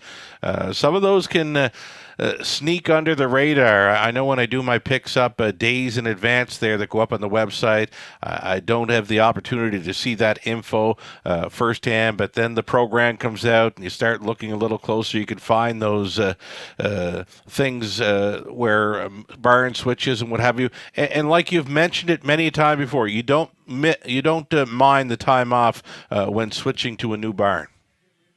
No, I don't. It's actually an angle that I'm okay with. I usually shy away from horses that have missed time unless they show a qualifier. On a barn switch, though, I'm willing to jump in. Now, again, I think she'll be tremendous value in the multi-leg sequences. Sure. I think she might take some action, though, when we get to that leg vertically, but I guess we'll find out when we get to race 8. It will be interesting to see. The horses are getting set to post parade. It's race number 6 up next, opening leg of our late pick 4 in London.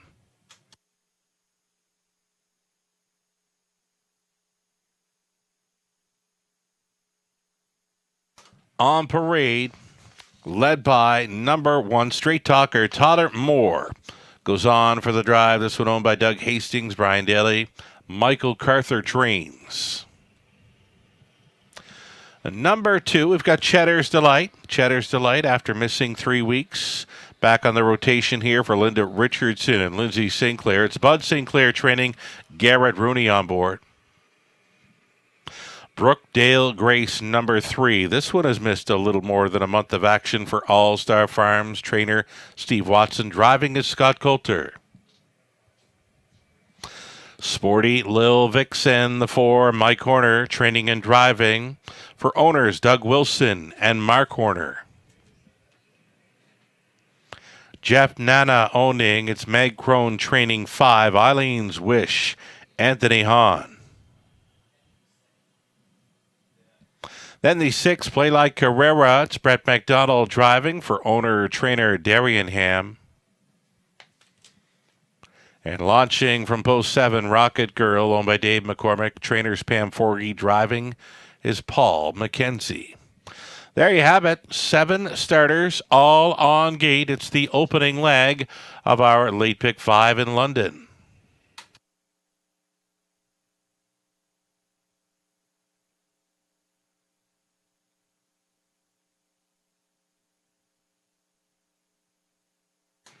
Getting a look here and now at number 2, Cheddar's Delight. I did mention she needed that last start, and she does show some sub 2 minute speed down the page when not a lot of them do show the sub 2 minutes over London, Robert.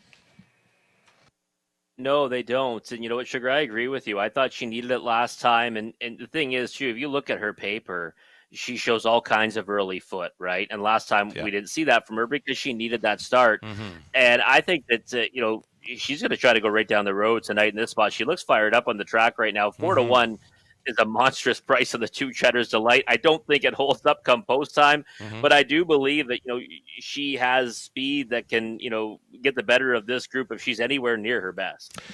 Yeah, I like the way she looks. It's the body language for a few that we've seen tonight. We mentioned back in race 1 with She's Got the Luck. Then we caught My Outside Voice on parade. And here is, Cheddar's Delight.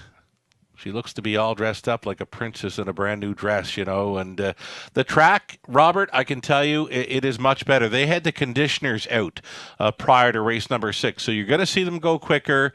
We're going to be looking at fast and dry conditions here in the next 45 minutes or so. The conditioners coming out, the track much better, and we've already seen them travel over it pretty good tonight, considering the conditions were rated good, but I think we'll be fast before the end of tonight's action is over with. Yeah, I think so too, right? I mean, the cold air kind of becomes your friend in these situations, Big right? time. The sun loosens it up, and then you need some wind and some cold air to kind of have it tighten up again. And it certainly looks like that's what's happened, and it's great. The track crews always does a great job here to keep it the best condition that they can. And again, it's been fair for most of the night. I mean, we've seen early speed kind of have a bit of an edge, I think. But again, we'll see what happens in this the back end of the card in this late pick 5. Here's our little filly, little mare now, Sporty Lil Vixen. She turned 4 on January 1st, and she's a 4-time winner from just 8 starts. Just couldn't get involved last time out, but always nice to get a look at this gray, Sporty Lil Vixen, the daughter of sports writer. Yeah, she is. I mean, she's a thing of beauty. I mean, we love her on the track, and she certainly raced well to kick off her career. I don't think she's at a place in here by any stretch. I don't think she should be 7-5 at this point in the betting, though. I think that she's one that you need to respect. But again, I didn't see her going off at that short of a number right now. I think she's more involved this time, Sugar, but she was stepping up last time, right? And now follow-up effort at that level. So maybe more acclimated to these types. But 3-2, I don't know about that. Did clock up her quickest mile, though there was a very quick half, 58-4 last time out. She did make up some ground, paced the back half 59-3, but still, this is a tough test. 3-2 right now. I just can't get behind her. I can get behind her on looks, just not this price thus far tonight. Yeah, I'm with you on that one. Beautiful horse, and maybe that price floats up. I've got her in the multi-leg wagers, but I actually was using her thinking she'd go off at around 4 or 5-1, not the 3-2 she is right now. Alrighty, it's race 6 getting set to start up the late pick 5 in London. Final thoughts, Straight Talker on the rail, and then you've got Anthony Hahn coming in from Flamborough with the 5, Eileen's Wish. Yeah, I kind of lean Eileen's Wish over those two. You didn't mind the effort last time. It's third start back after a layoff. Went a long way on the lead. I kind of like that from a horse. You saw an improved line trending in the right direction for Eileen's Wish last time. Straight Talker, take nothing away from that one. No worse than second last 3 efforts. 2 of those, though, are in condition claiming ranks. Right. Last time, second by a head at 21-1. Are you willing to take 3-2 this time? I'm not, but one that, I wouldn't begrudge anyone for having on your multi-leg tickets. Right on. We are getting set to go postward here. A very little time to fire in late on this late pick 5 in London. Action coming in late on the 1, Straight Talker. Did wire them up here on Friday night. Garrett Rooney was on board. Garrett opts for the 2, Cheddar's Delight. Gates moving, race 6.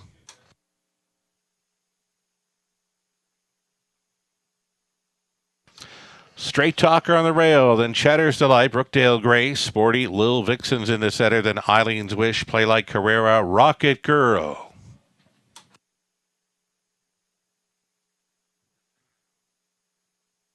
Seven pacers, all noses on gate, top the stretch. Picking up speed, here they come. Off and pacing, Cheddar's Delight, Sporty Lil Vixen, Rocket Girl launching from the outside gate. Cheddar's Delight for Rooney comes out on top. It's going to be Sporty Lil Vixen to pocket up in second. Out there in third, and sliding in will be Rocket Girl. A midfield 4th for Brookdale Grace. Then 5th best away for Eileen's Wish.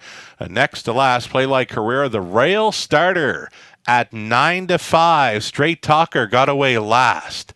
So Cheddar's Delight in control here in the early going. She got released at 5-2, and she was fronting through an opening quarter mile.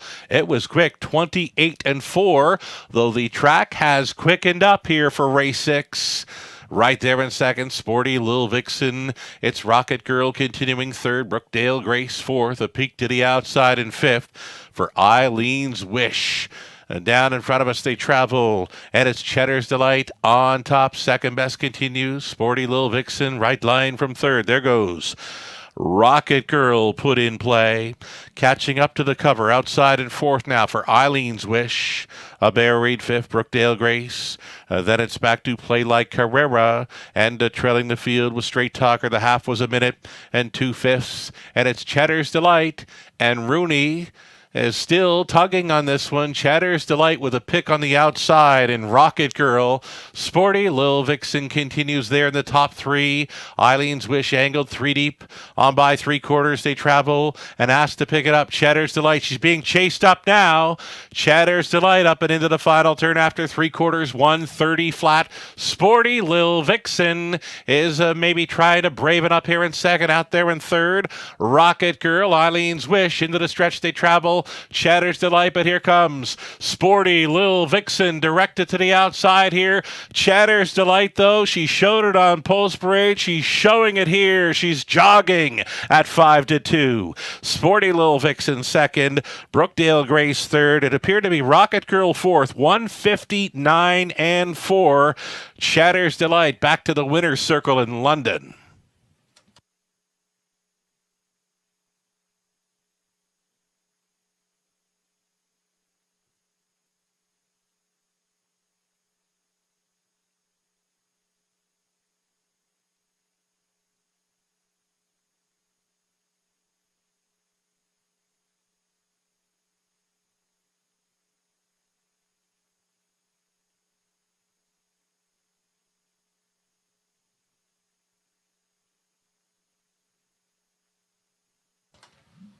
Chatter's Delight, the unofficial winner here for Rooney at 5-2. Sporty Lil Vixen was second best. 2, 4, 3, and 7. Got some favorites, got some long shots involved here in the Tri and Superfecta.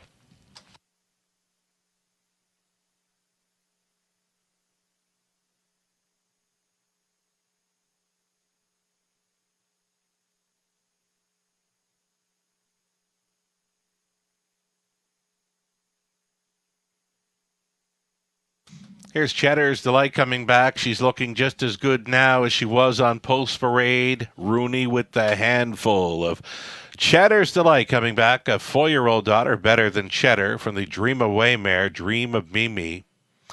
Bred by Winback Farm, owned by Linda Richardson and Lindsay Sinclair. Bud Sinclair training. Garrett Rooney driving to victory. Chatter's Delight downtown in 159 and 4. Congratulations.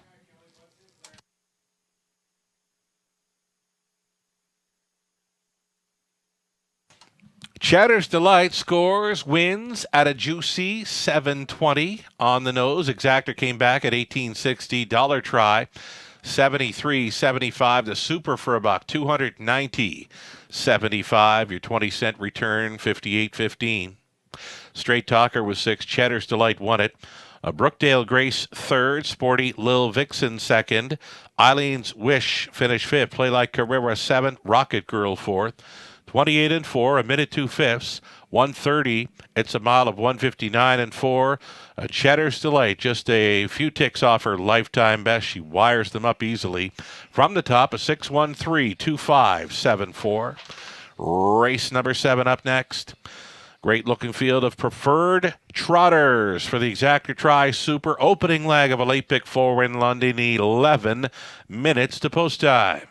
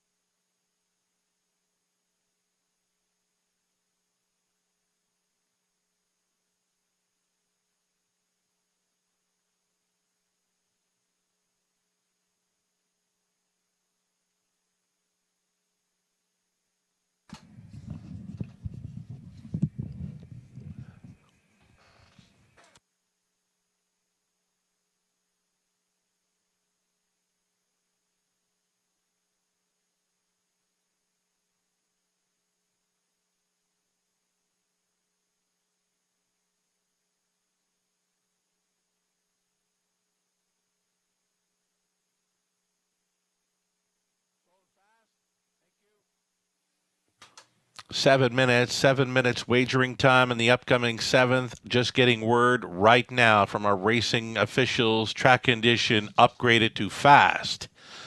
Track condition now fast going into race number 7.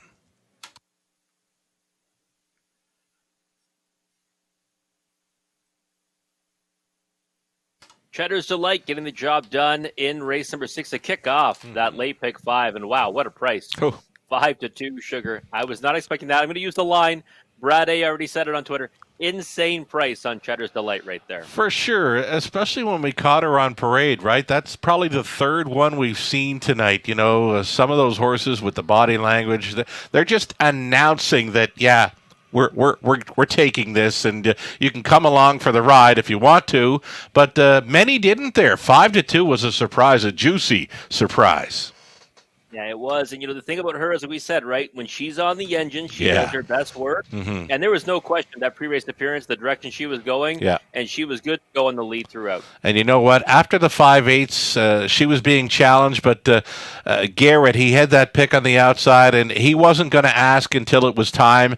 And he still had quite a bit of horse up and by 3/4. It was into that final turn where he let her pace on, and Sporty Little Vixen, take nothing away from her. She raced good for second.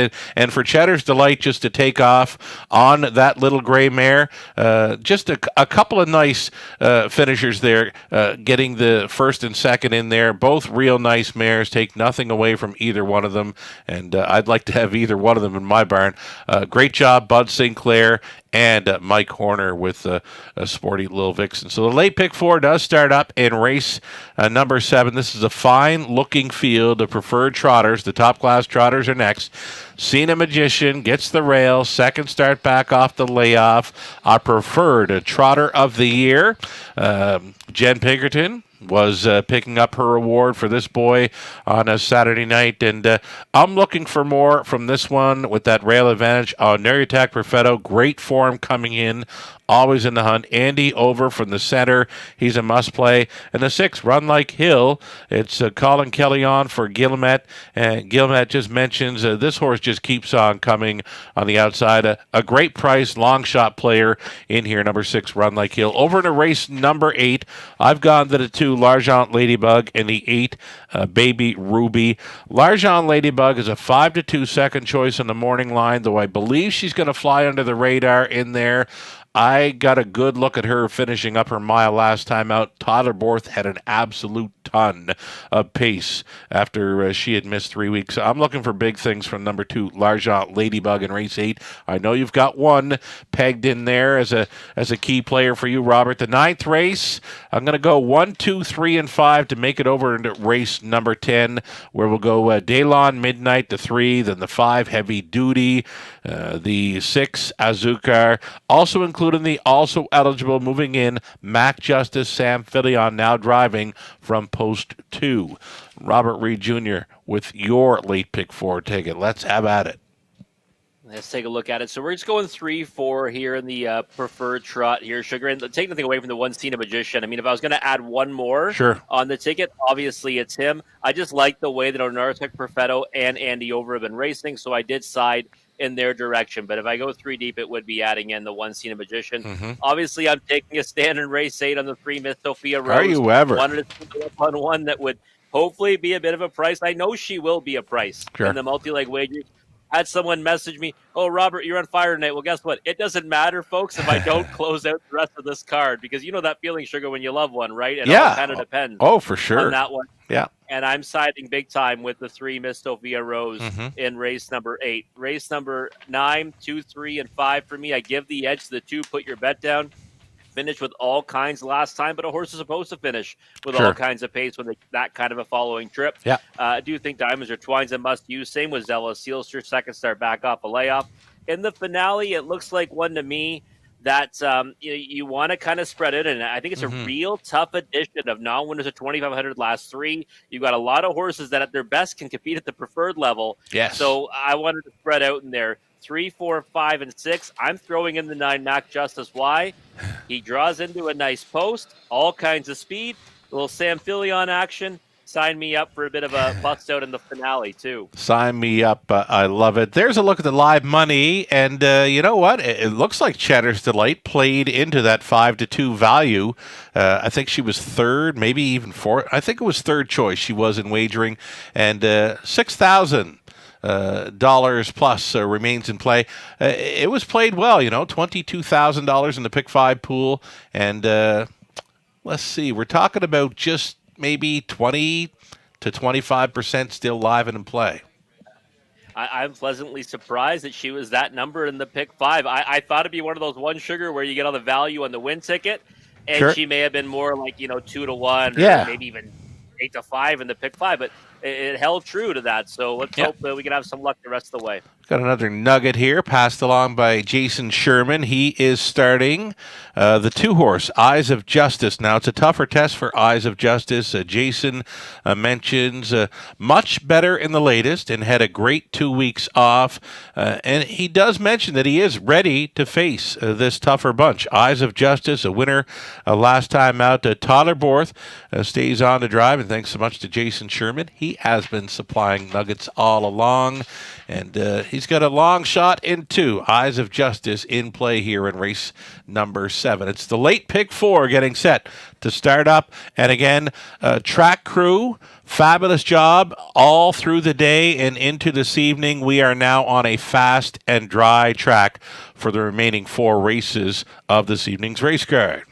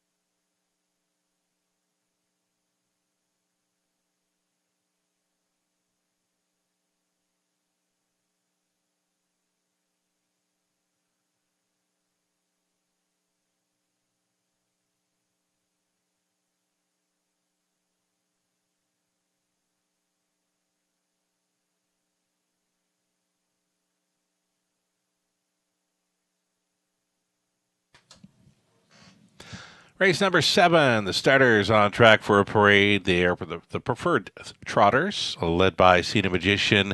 Cena Magician, a preferred trotter of the year 2022 at the Raceway, owned and trained by Jen Pinkerton. Garrett Rooney on board.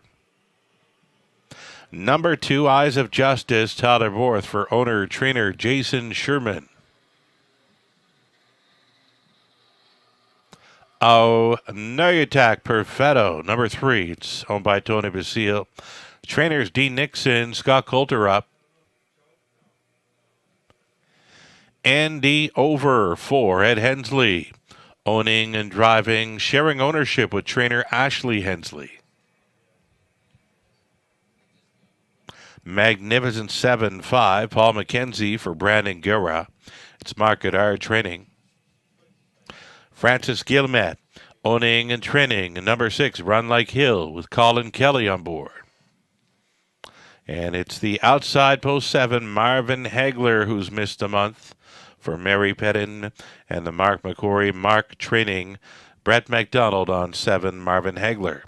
7 top-class trotters. For race 7, opening leg of our late pick 4, Exactor Tri Superfecta.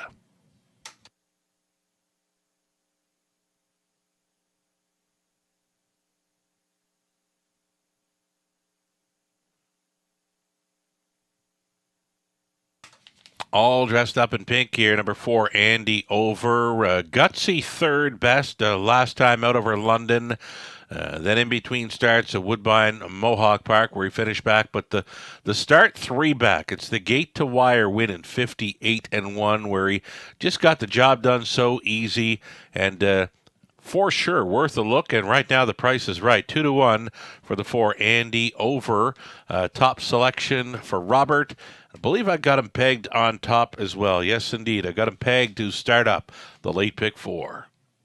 And another nice pre-race appearance, right? I mean, Andy Over looks like he's on the pit tonight, feeling good, ears up, listening to what Ed Hensley has to tell him. And the thing is, Sugar, not just that victory, but the effort that victory followed was a first over try against Power and Grace. Well, last time, first over against Power and Grace. This time she didn't go on to victory, but he did kind of stay game till the end there, trying to hold off a couple of closers, and had the rail that time and the last time he got beat from that position. I think him getting off the inside helps him.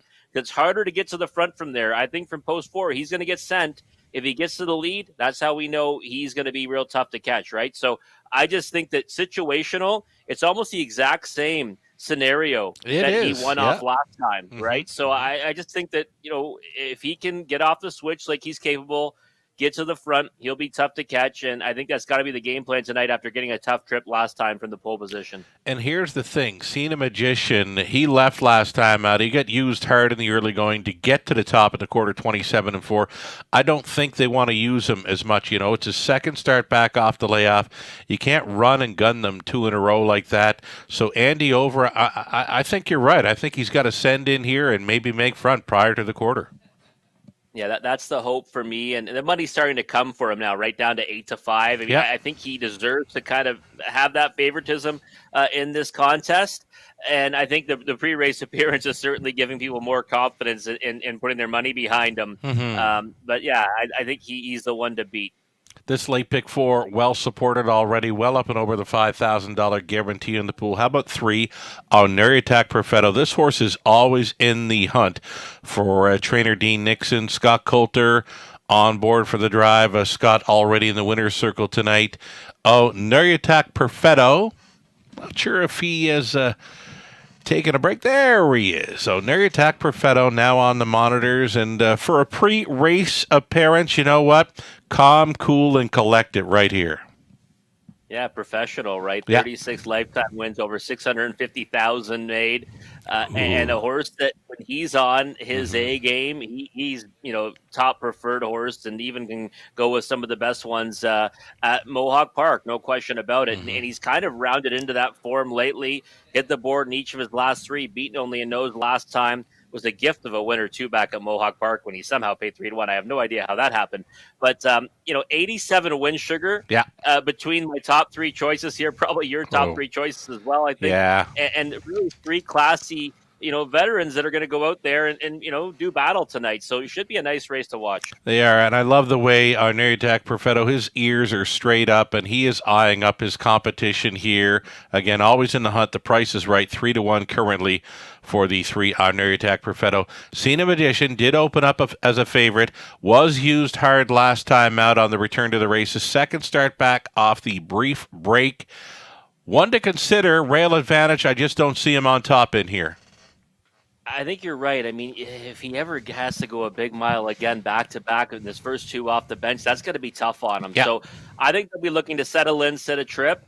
Definitely good enough to beat these. I mean, listen, you look at the season he had last year, Yes. right? And I think that you've got to consider him in here. But for me, I lean to the 4 and the 3, and then he's my third choice. Loving the way Andy Over has approached the starting gate here. At a post 4, he's an 8-5 favorite. There is still time. Seen a Magician on the rail, then Eyes of Justice on Neriatak Perfetto. Andy Over's in the center. Then Magnificent 7, Run Like Hill, Marvin Hagler. Those are your 7 top-class trotters. Top of the stretch. The starting gate picks up speed. Here they come. They're off. It's on. Andy Over, left from the center. Seen a Magician from that rail. He get out of there nicely and up in play. Run Like Hill. And along the inside, Eyes of Justice made the top 3. Seen a Magician marching again tonight. His lead is 4 open lengths. Seen a Magician closed up as a 3-1 choice, and he's leading by 3.5 lengths. Andy Over for the pocket ride. Eyes of Justice looks at it from third, away in fourth. Run Like Hill, fifth best away for Neriatak Perfetto. Next to last, Magnificent 7, the trailer. Marvin Hagler, 28-2 for a fired up Seen a Magician. This 9-year-old son of Daylon Magician is leading here at 3/8 completion. Andy Over, the favorite, is second. Inside third, Eyes of Justice now to grit grind his way. Outside and fourth, moving into third. Here comes Run Like Hill. That's live cover for Neriatak Perfetto. Chased up out of sixth. Magnificent 7, the trailer on the in. Marvin Hagler, 59-3 halftime. A 31-1 second quarter rating for pace setter, Seen a Magician. He's got Run Like Hill up and at him on the outside now as they straighten for the backside run. It's Seen a Magician, Run Like Hill. Andy Over is third, gapped on the cover. Neriatak Perfetto, a Bear Reed fifth for Eyes of Justice. The back markers continue to be Magnificent 7 and Marvin Hagler up and by 3/4. 128-3, 29 flat through the third. Seen a Magician not going away. Run Like Hill, all dressed up, nowhere to go for Andy Over. Into the stretch they travel. Seen a Magician, he's all in. Room at the inside, possibly Andy Over. No, it's not. Seen a Magician driving on. Seen a Magician goes all the way. Rooney for Pinkerton. Andy Over was second. Neriatak Perfetto appeared to be third over Eyes of Justice. 158-2.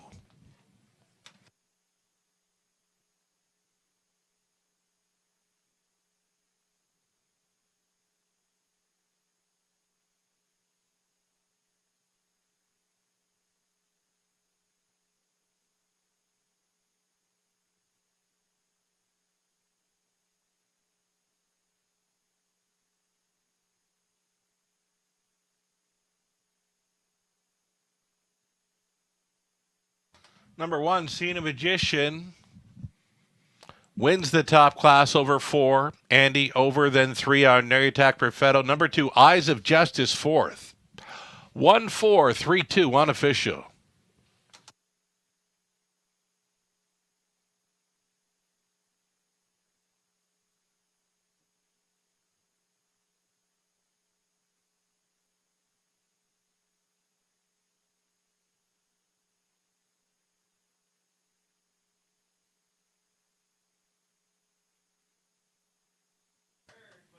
Returning to the winner's circle, Preferred Trotter of the Year 2022 in London.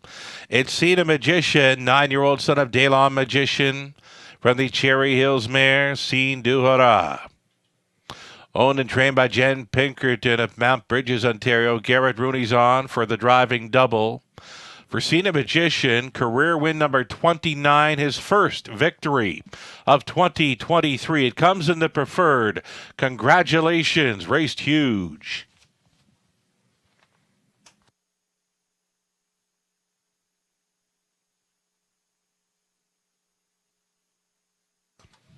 $8.40 on a win ticket for Cena Magician. That exactor came back at $14.70. Dollar try, $19.10. The super for $1, $94.60.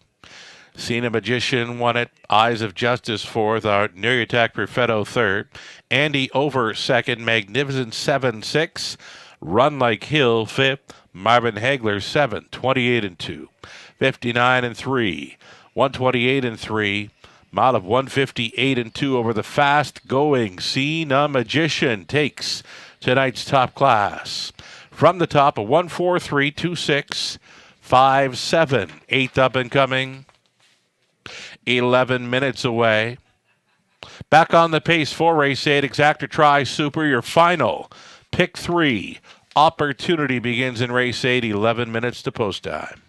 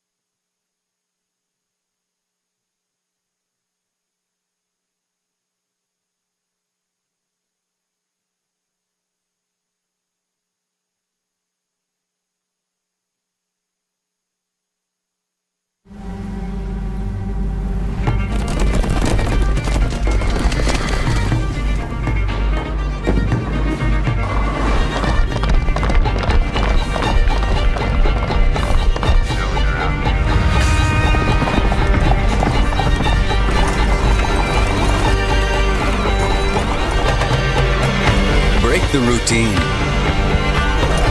Start today at OntarioRacing.com. Race to Twin Spires, where you can take advantage of our $200 new player offer right now.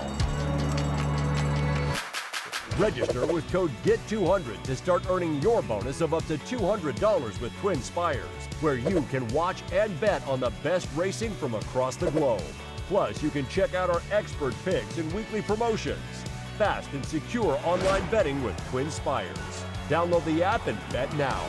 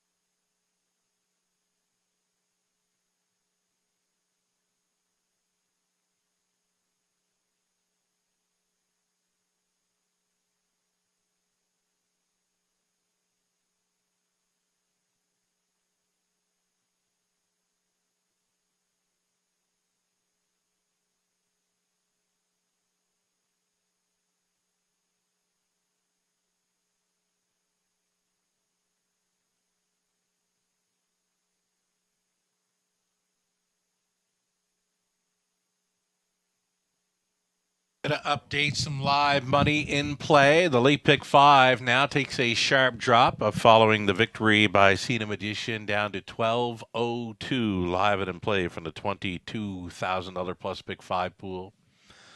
Pick 4 money live and in play from the pool.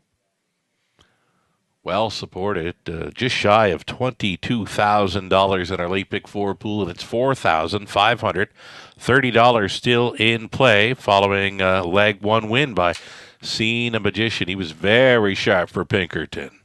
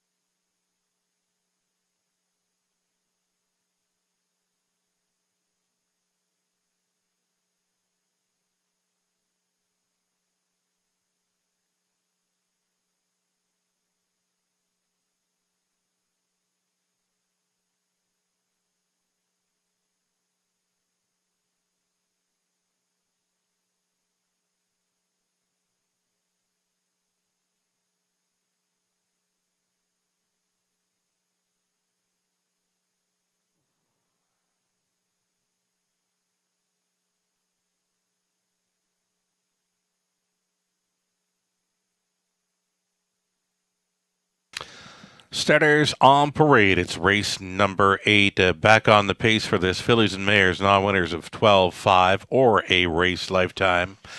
Number 1, we've got Fran Sports Rider going out for Michelle McMullen, Audrey Crawford. Ken Gowan trains with Andy Moore in the sulky. Large Out Ladybug 2, Totterborth driving for Larry Lane, the trainer Patrick Bissett. William Brown, along with Brenda DeReeb, they share the ownership on the 3, Miss Sophia Rose, now being trained by Ashley Lenvoy and driven by Sam Fillion. JS Bet This Lady 4, Travis Henry for Carol Gebhardt, the trainer's Roger Gebhardt. Miss Macy 5, Jason Ryan Potts for Bill Thompson, trainer Kyle Bossens. Lady Jasmine 6, Ryan DeRoche for owner-trainer Neil Desborough. 28 late is 7. It's Lauren House going on board again for Dennis Jewett, the trainer's Larry Jewett. And a trail out, Baby Ruby. She will try to double up for George Lieber's ICR Racing. Trainers Kenny Oliver, Scott Coulter on board for the drive. 8, Baby Ruby. Odds on choice thus far at 4-5. It's a final pick 3 opportunity tonight for race 8. Exactor Try Super also being offered up here.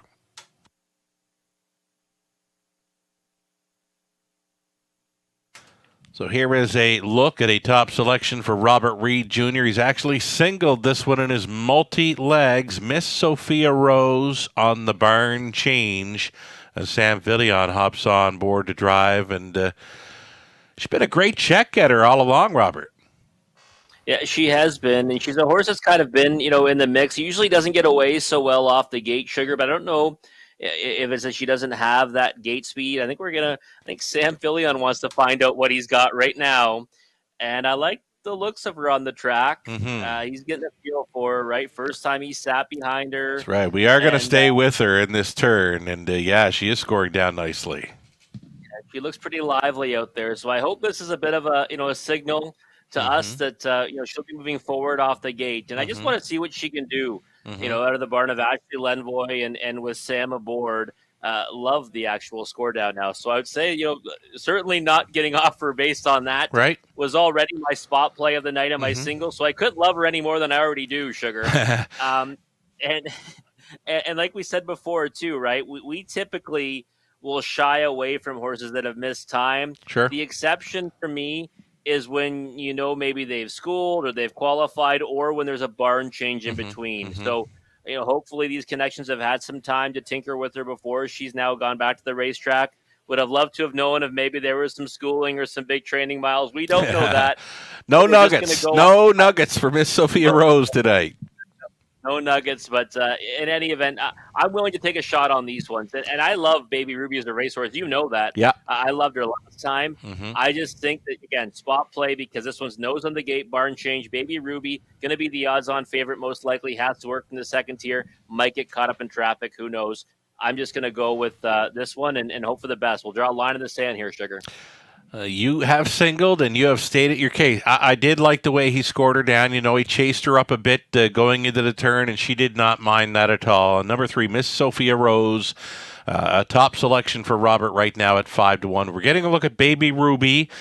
Baby Ruby, now a 3-time winner, goes out for George Lieber's ICR Racing, and he's liking his chances in here. He wants us to call this filly a winner again tonight for 2 in a row in London.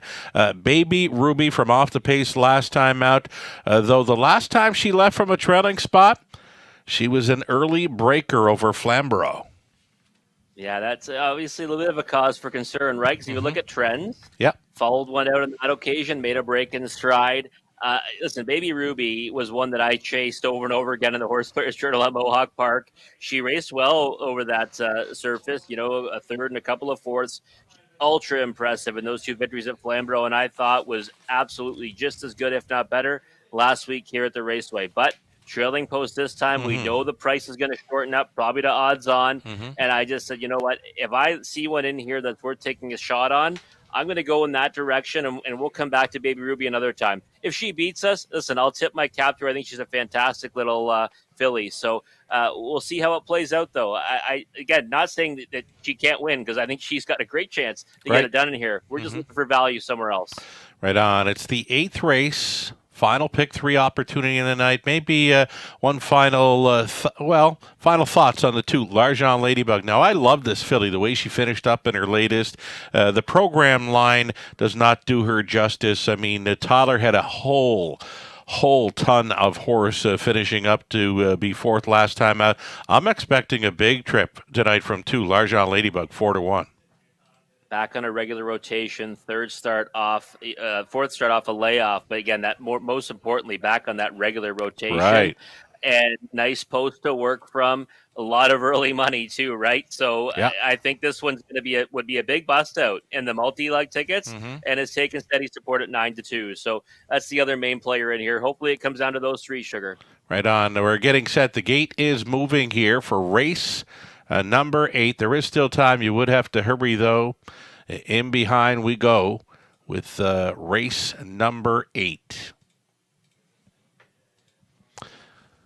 Top of the stretch, the filly, 7 on gate, plus the trailer. Keeping an eye on the trailing spot, Baby Ruby. Here they come. They're off. Miss Sophia Rose out for the lead. Up on the outside, 28 late with a killer crossover for House.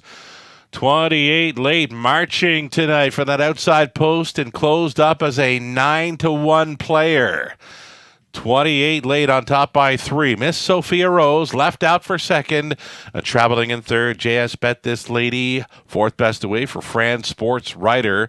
And back in 5th, we've got L'Argent Ladybug. That came ahead of Miss Macy. Next to last at 4-5, Baby Ruby at least 15 lengths off the lead here. The trader Lady Jasmine, 28-4, opened it up.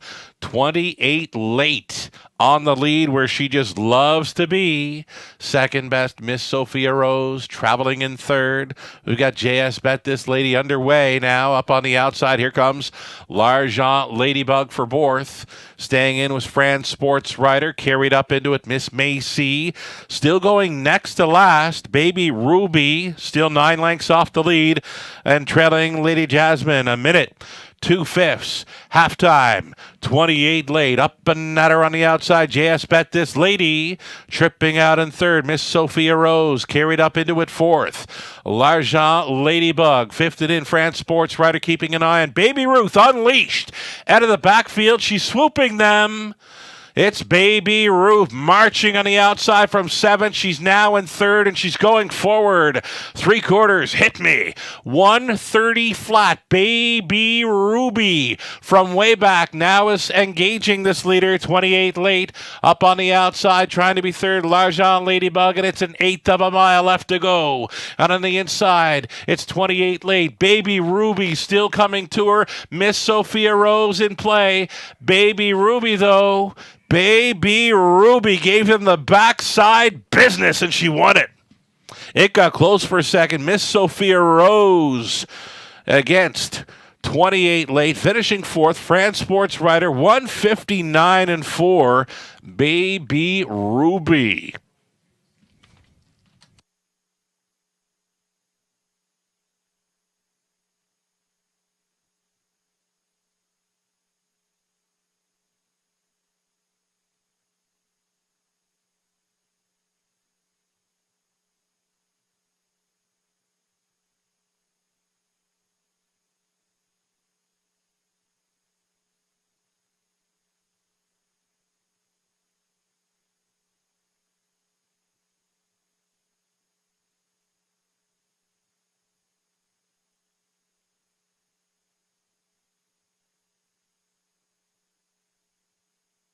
Number 8, Baby Ruby wins it. Very close for second. Place photo goes to 7, 28 late over 3, Miss Sophia Rose.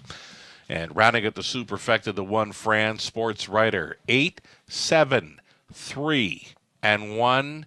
You'd have to you'd want to circle up the 3, Miss Sophia Rose, for next time.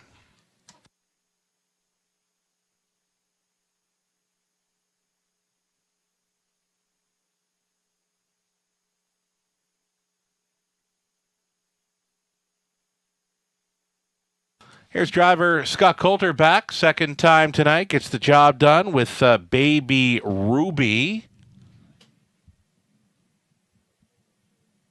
Here's winning caretaker Laura with Baby Ruby, the 3-year-old daughter of He's Watching from the Mach 3 mare Ruby's Prescott, owned and bred by George Labors. ICR Racing, Kenny Oliver condition, Scott Coulter driven to win. Backside business, you bet. And at 4 to 5, Baby Ruby's going home with a new speed badge of 1:59.4. Very impressive. Congratulations.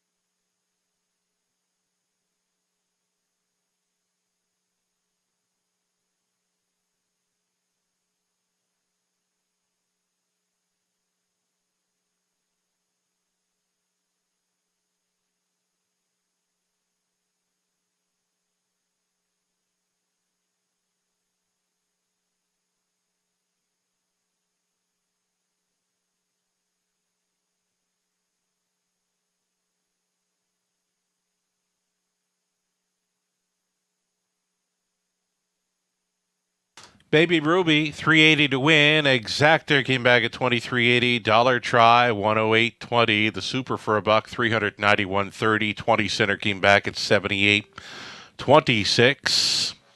France Sports Rider was fourth. L'Argent Ladybug fifth. Miss Sophia Rose third. JS Bet This Lady seventh. Miss Macy sixth. Lady Jasmine 8:28 late. Finished second. Baby Ruby, well, she circled them.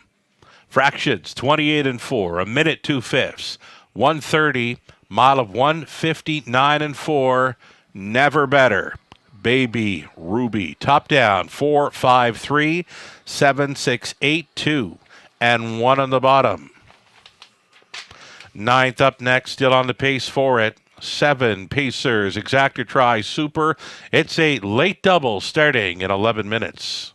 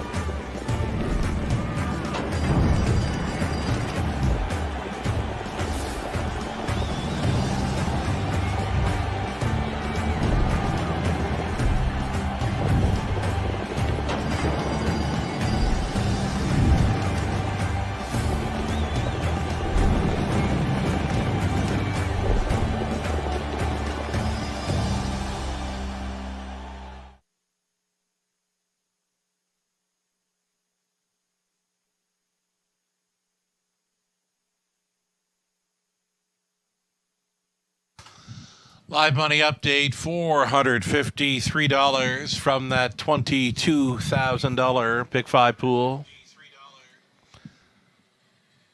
That was after the victory by a 4-5 shot in Baby Ruth. Again, it's $453 live and in play. The Pick 4, again, well supported. Our late Pick 4 tonight. Just shy of $22,000 wagered into the pool, and it's $1,566 left in play on the Pick 4. We've got a couple of races left to go tonight on the pace for race 9. Fine-looking group of trotters for our 10th and final 5 minutes away from a late double exactor try superfecta.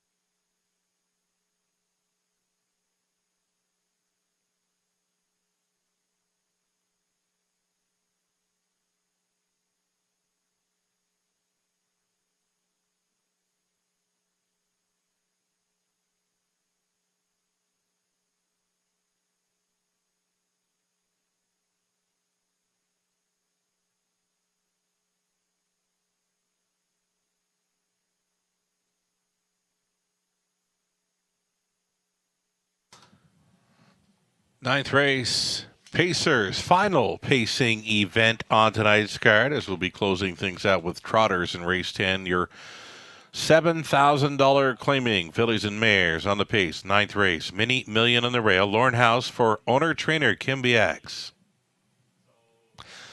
Put Your Bet Down as 2. It's Scott Ray driving for Robin Morley. The trainer's Jack Ray. Diamonds Are Twine 3. Paul McKenzie for Christina Soundy and Gary MacDonald. Gary trains. Come On Son 4. Natasha Day for owner-trainer Gary Freer. Cassidy Schneider owning and training number 5. Zealous Sealster, Garrett Rooney. Dan Mead owning. It's Rob Doyle training 6. Scottish Mock, Ryan Darash. And the outside chance for 7. Kempen Phelp, Leanne Davidson owns. Daryl Laver trains with Tyler Borth in the sulky. Those are your 7. Pacers for the 9th race. Exacta Try Super Late Double.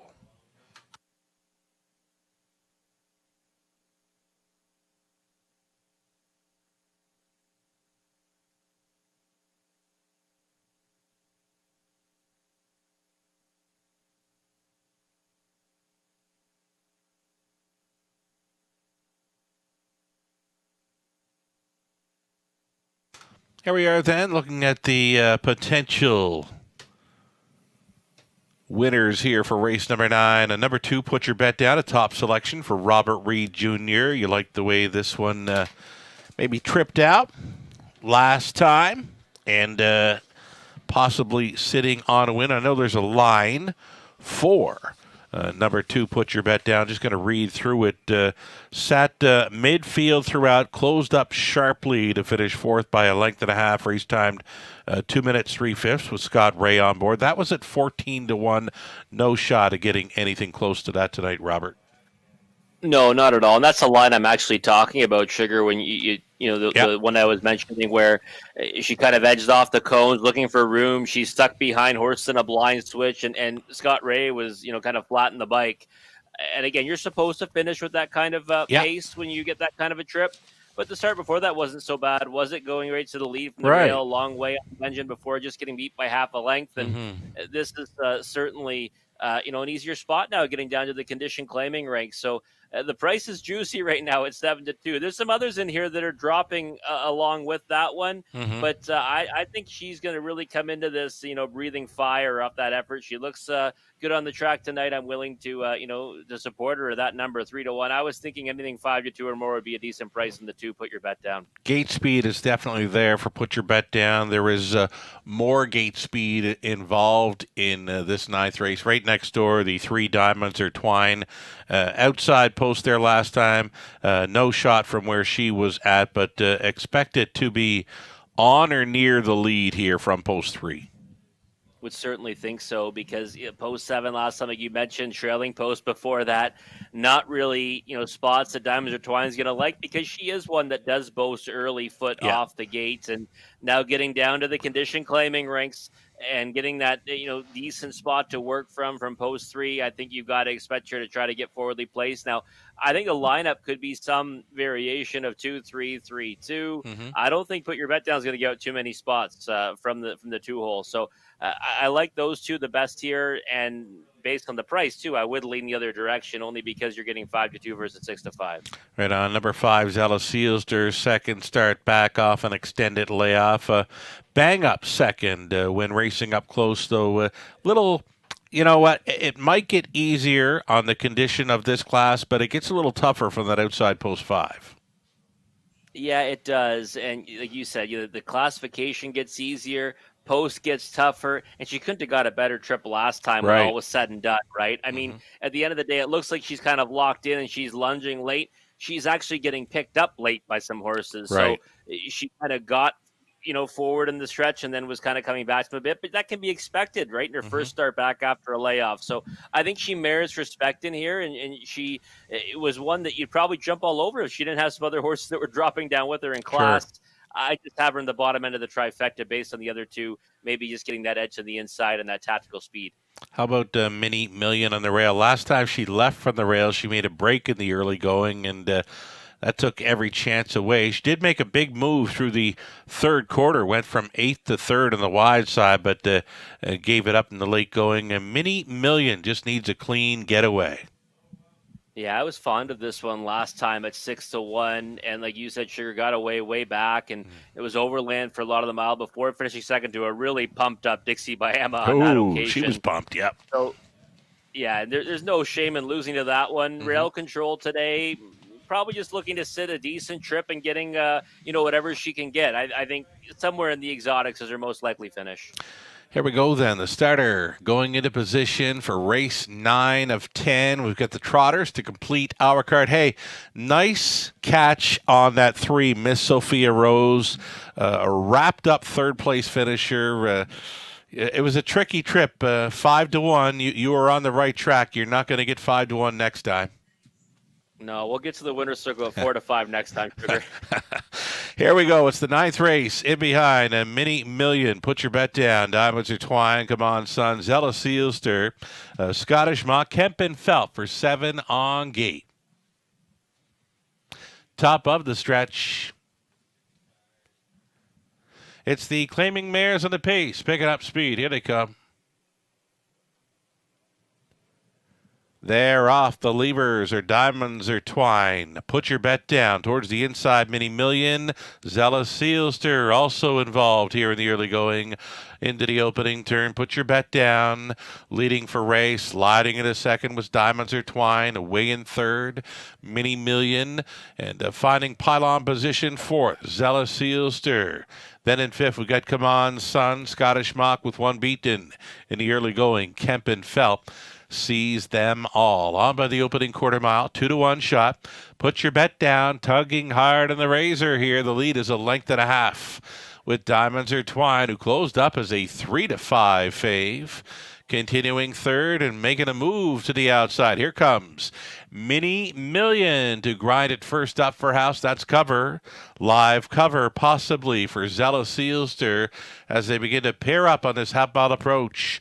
Put your bet down, leading right on the wheel now. Travels Mini Million. Diamonds Are Twine continues third. Fourth and wide, Zella Sealster. Come On Son is out there fifth. Gapped in sixth with Scottish Mock and trailing on the in. Kempen Felt over the half in a minute and 2/5 and still going forward. Put your bet down, still challenging. Mini Million locked and blocked third. Diamonds Are Twine. Zella Sealster out there in fourth, setting it up third over. Come On Son, saving ground towards the inside. Scottish Mock up and by 3/4. 129-4 and still going forward. Put your bet down. Living on the outside is a Mini Million out there in third. Zella Sealster. And on the inside, we got Diamonds Are Twine sticking around. Come On Son is coming 4 wide for Day. Show 'em if you got 'em time. Through the stretch into the mile. Put your bet down. Up on the outside, here's Diamonds Are Twine. Put your bet down. Downtown for Ray. Second best. That was Diamonds Are Twine, and Come On Son appeared to be third. Maybe Scottish Mock involved in the superfecta. 201.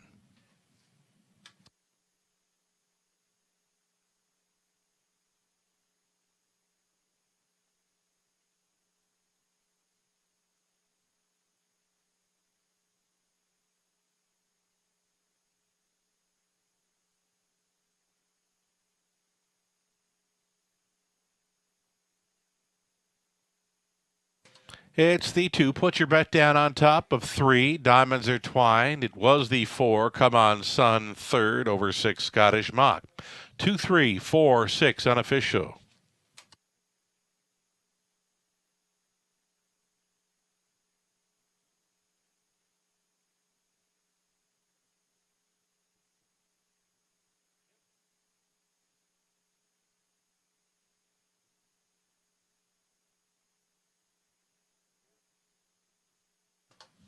Ladies and gentlemen, there is a judge's inquiry involving number 3, Diamonds Are Twine. They're going to review the action of 3 versus 5 through the stretch drive. Again, a judge's inquiry Going to review the stretch drive of number 3, Diamonds Are Twined, possible interference on 5, Zella Sealster. Hold all tickets.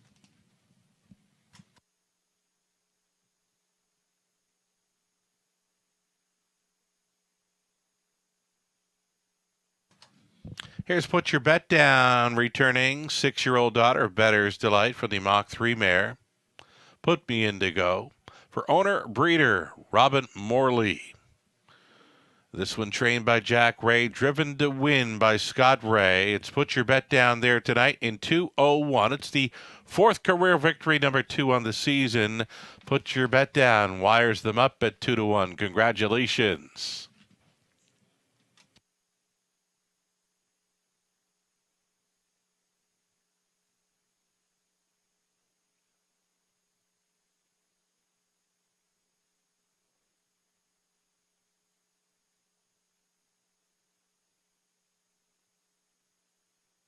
Here's the head-on of the stretch drive for race number 9. Again, the subject of the judges' inquiry.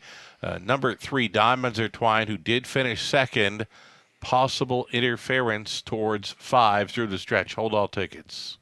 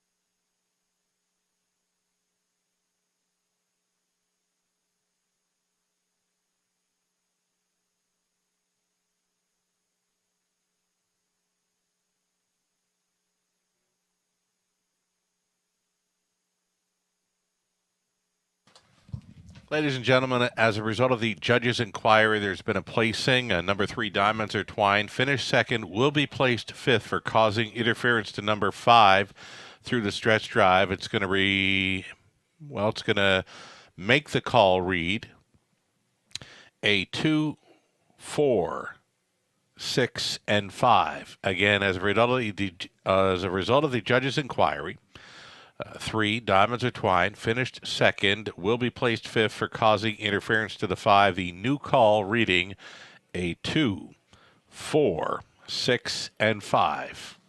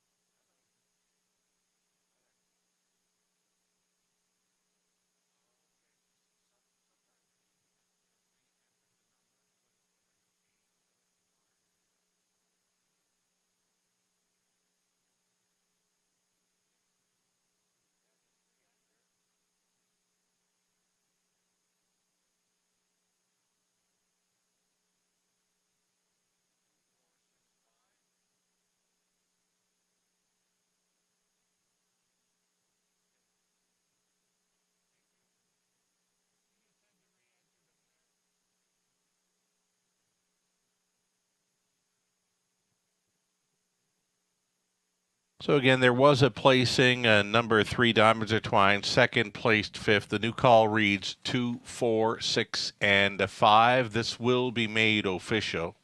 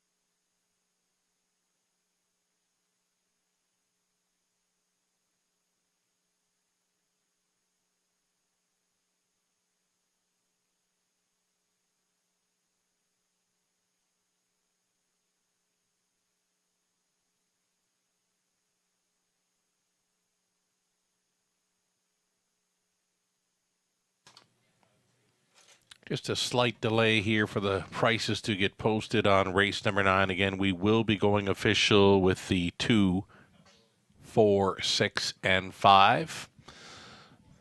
Just apologize for the inconvenience, but we will have prices being posted here shortly for race 9. Again, going official with the 2, 4, 6, and 5.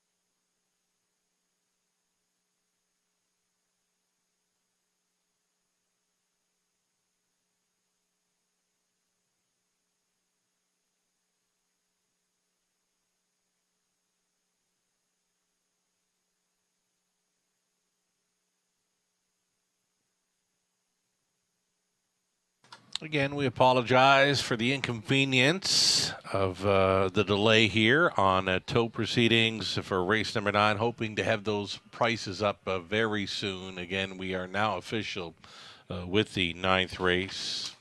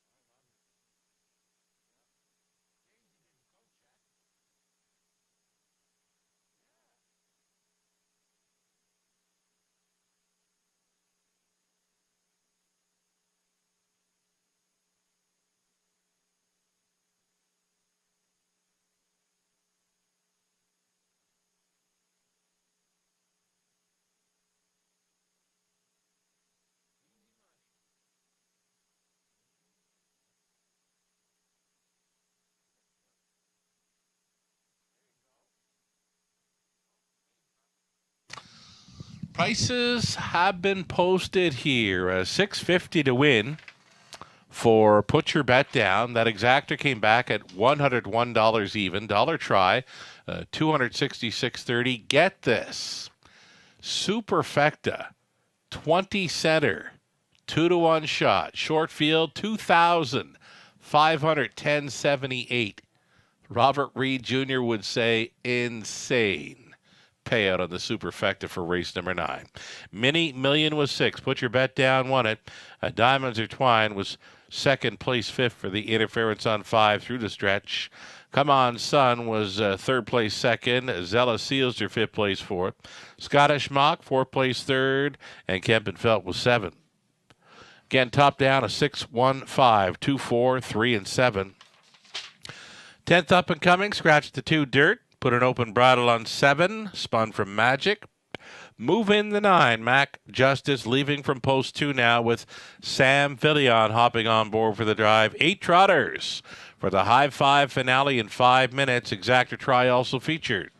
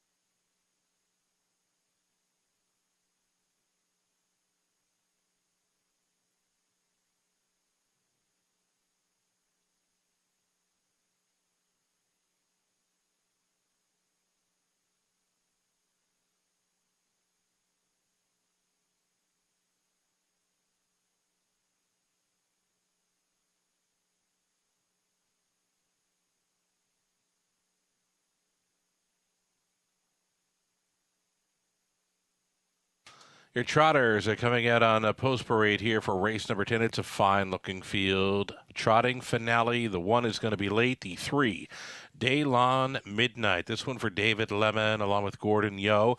Jen Pinkerton training. It's Lauren House in the driver's seat. Number 4, it'll be Last Shot for owner-trainer Britt Kennedy. Garrett Rooney on board.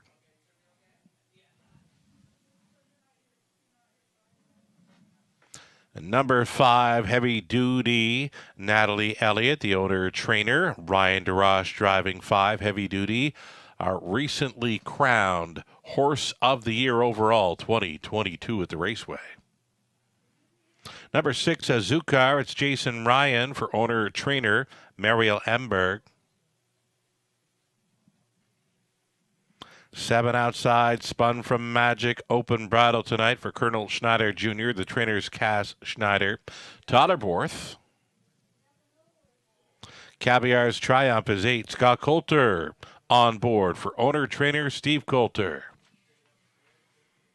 And number 9, Mac Justice moving in here, now leaving from post 2 for Carol Voyer and Bruce Tremblay. Carol trains Make the Driver, Sam Villion.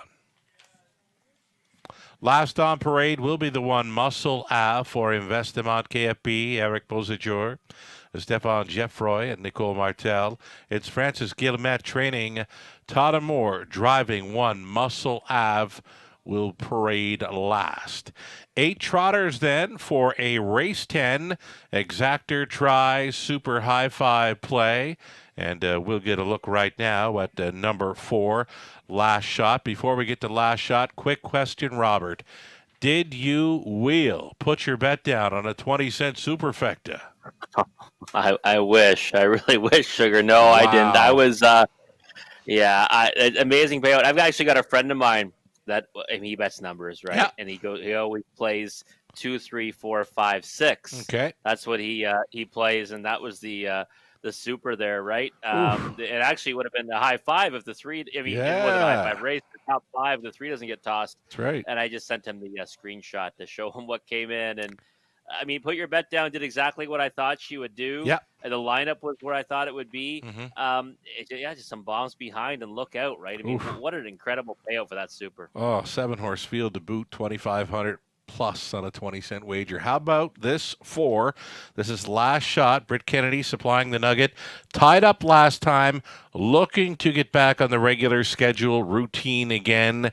I don't know. It's 4-1 right now, and I don't know. Reading into that, maybe, just maybe, needs tonight and then maybe next time. I'm not sure. What are your thoughts on that, Robert? I like her here because what I read between the lines last time, we had a lot of bad weather around that start, right? That's right. It seemed like maybe this horse wasn't able to get out to the track very often. Right. That's what I thought anyways. And when the performance happened, I said, okay, well, I want to jump on her next time because maybe she won't have that issue. Well, she was 2-1 on that occasion in the class above us. Now, like I said earlier, though, this to me, this race and this Sunward 2,500 last 3 race is tougher than the top condition class tonight.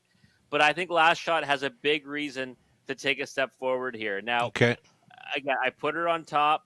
I think this is a highly competitive race, so that's why I used 5 of them, Sugar. Sure. The pick 5 and the pick 4s. But I do like her on top. I wish the price was better. 5-2 is getting a little bit dangerously low now. Yep.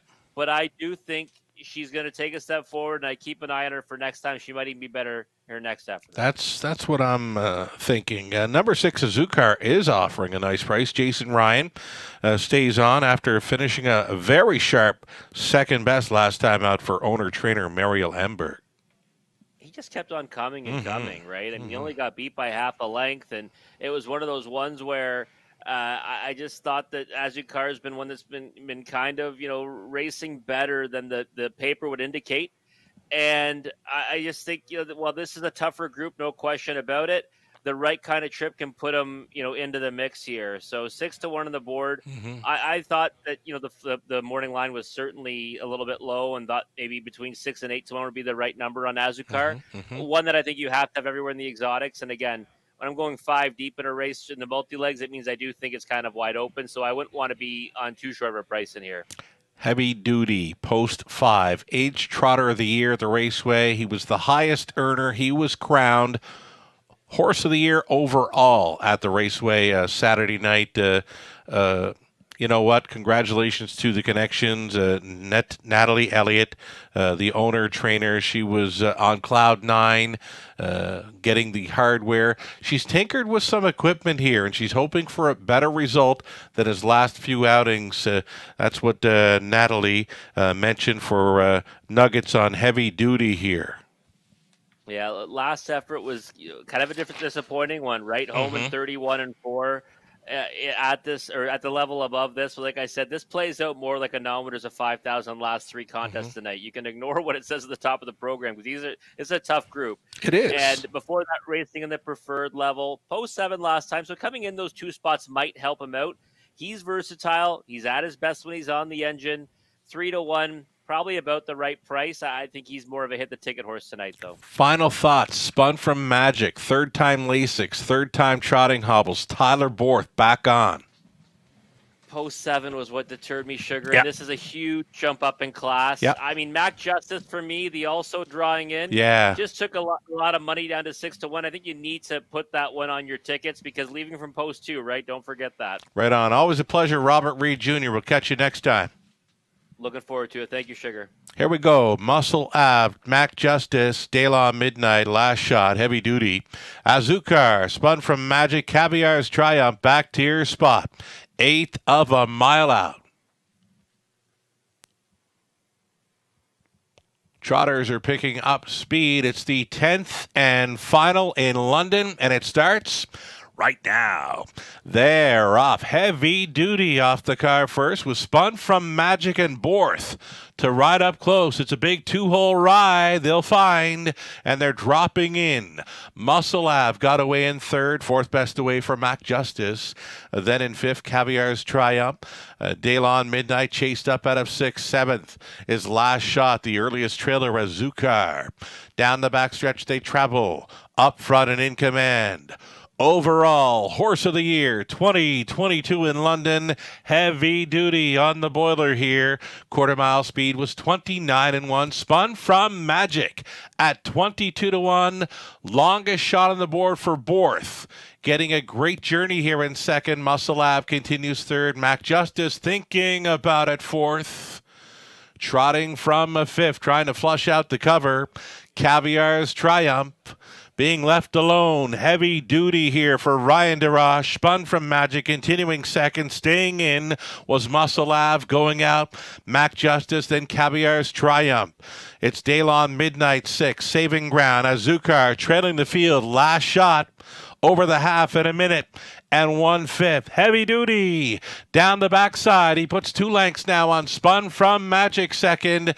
Out there in 3rd, Mac Justice. 3-1 on the outside. There goes Caviar's Triumph following on that. Daylon Midnight up and by 3/4. 129-3.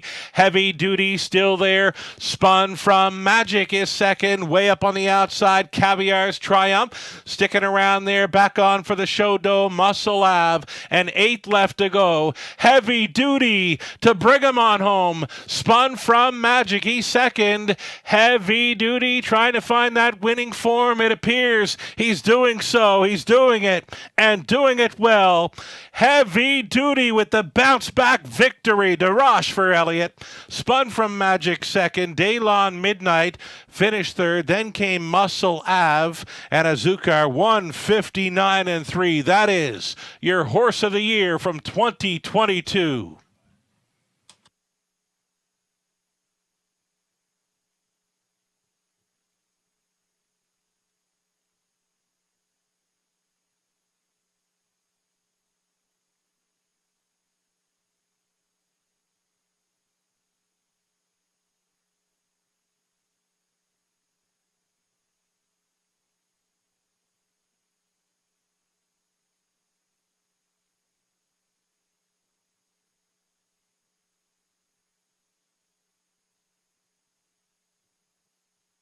That's the 5. Heavy Duty on top here at 6-5. It's a 5, 7, 3, 1, and 6 for the high 5.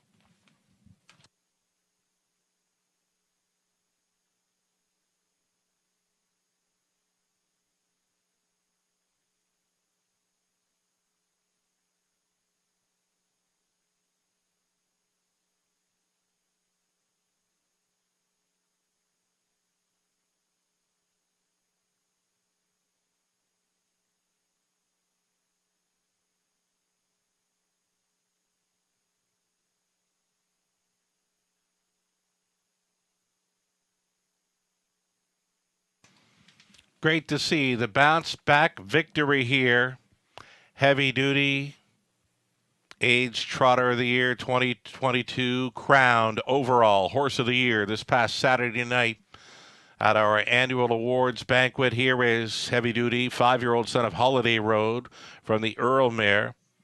Arcleve, Celinda, Natalie Elliott owning and training. Ryan DeRoss driving this one to his 17th career victory, his first of 2023. Heavy Duty back in the winner's circle here in London. Congratulations. He paid $470, exactor $62.60, dollar try $103.25, a double for $16.20. The pick 3 $481. High five 20 center $555.49. The pick 4 dollar ticket $128.65. The pick 5 20 center $80.55. Muscle Ab was fourth. He 2 had scratched. Daylon Midnight third. Last Shot 7. Heavy Duty race winner Azukar fifth. Spun from Magic second. Caviar's Triumph 6. Mac Justice finish 8. 29-1. A minute 1/5. 129-3. It's a mile of 159-3, and it was Heavy Duty. Just a tick off his lifetime best. He was good to go tonight. Top down. 4, scratch 3, 7-1, 5-2, 6 and 8. That's going to do it for the live action tonight. We're scheduled to return with another card tomorrow evening, Wednesday, a 5:50 start time. Get a head start on capping with a free program at our website, westernfairdistrict.com/raceway. Thank you for joining us tonight from the eye in the London sky. I'm Sugar Doyle. Have yourself a great evening.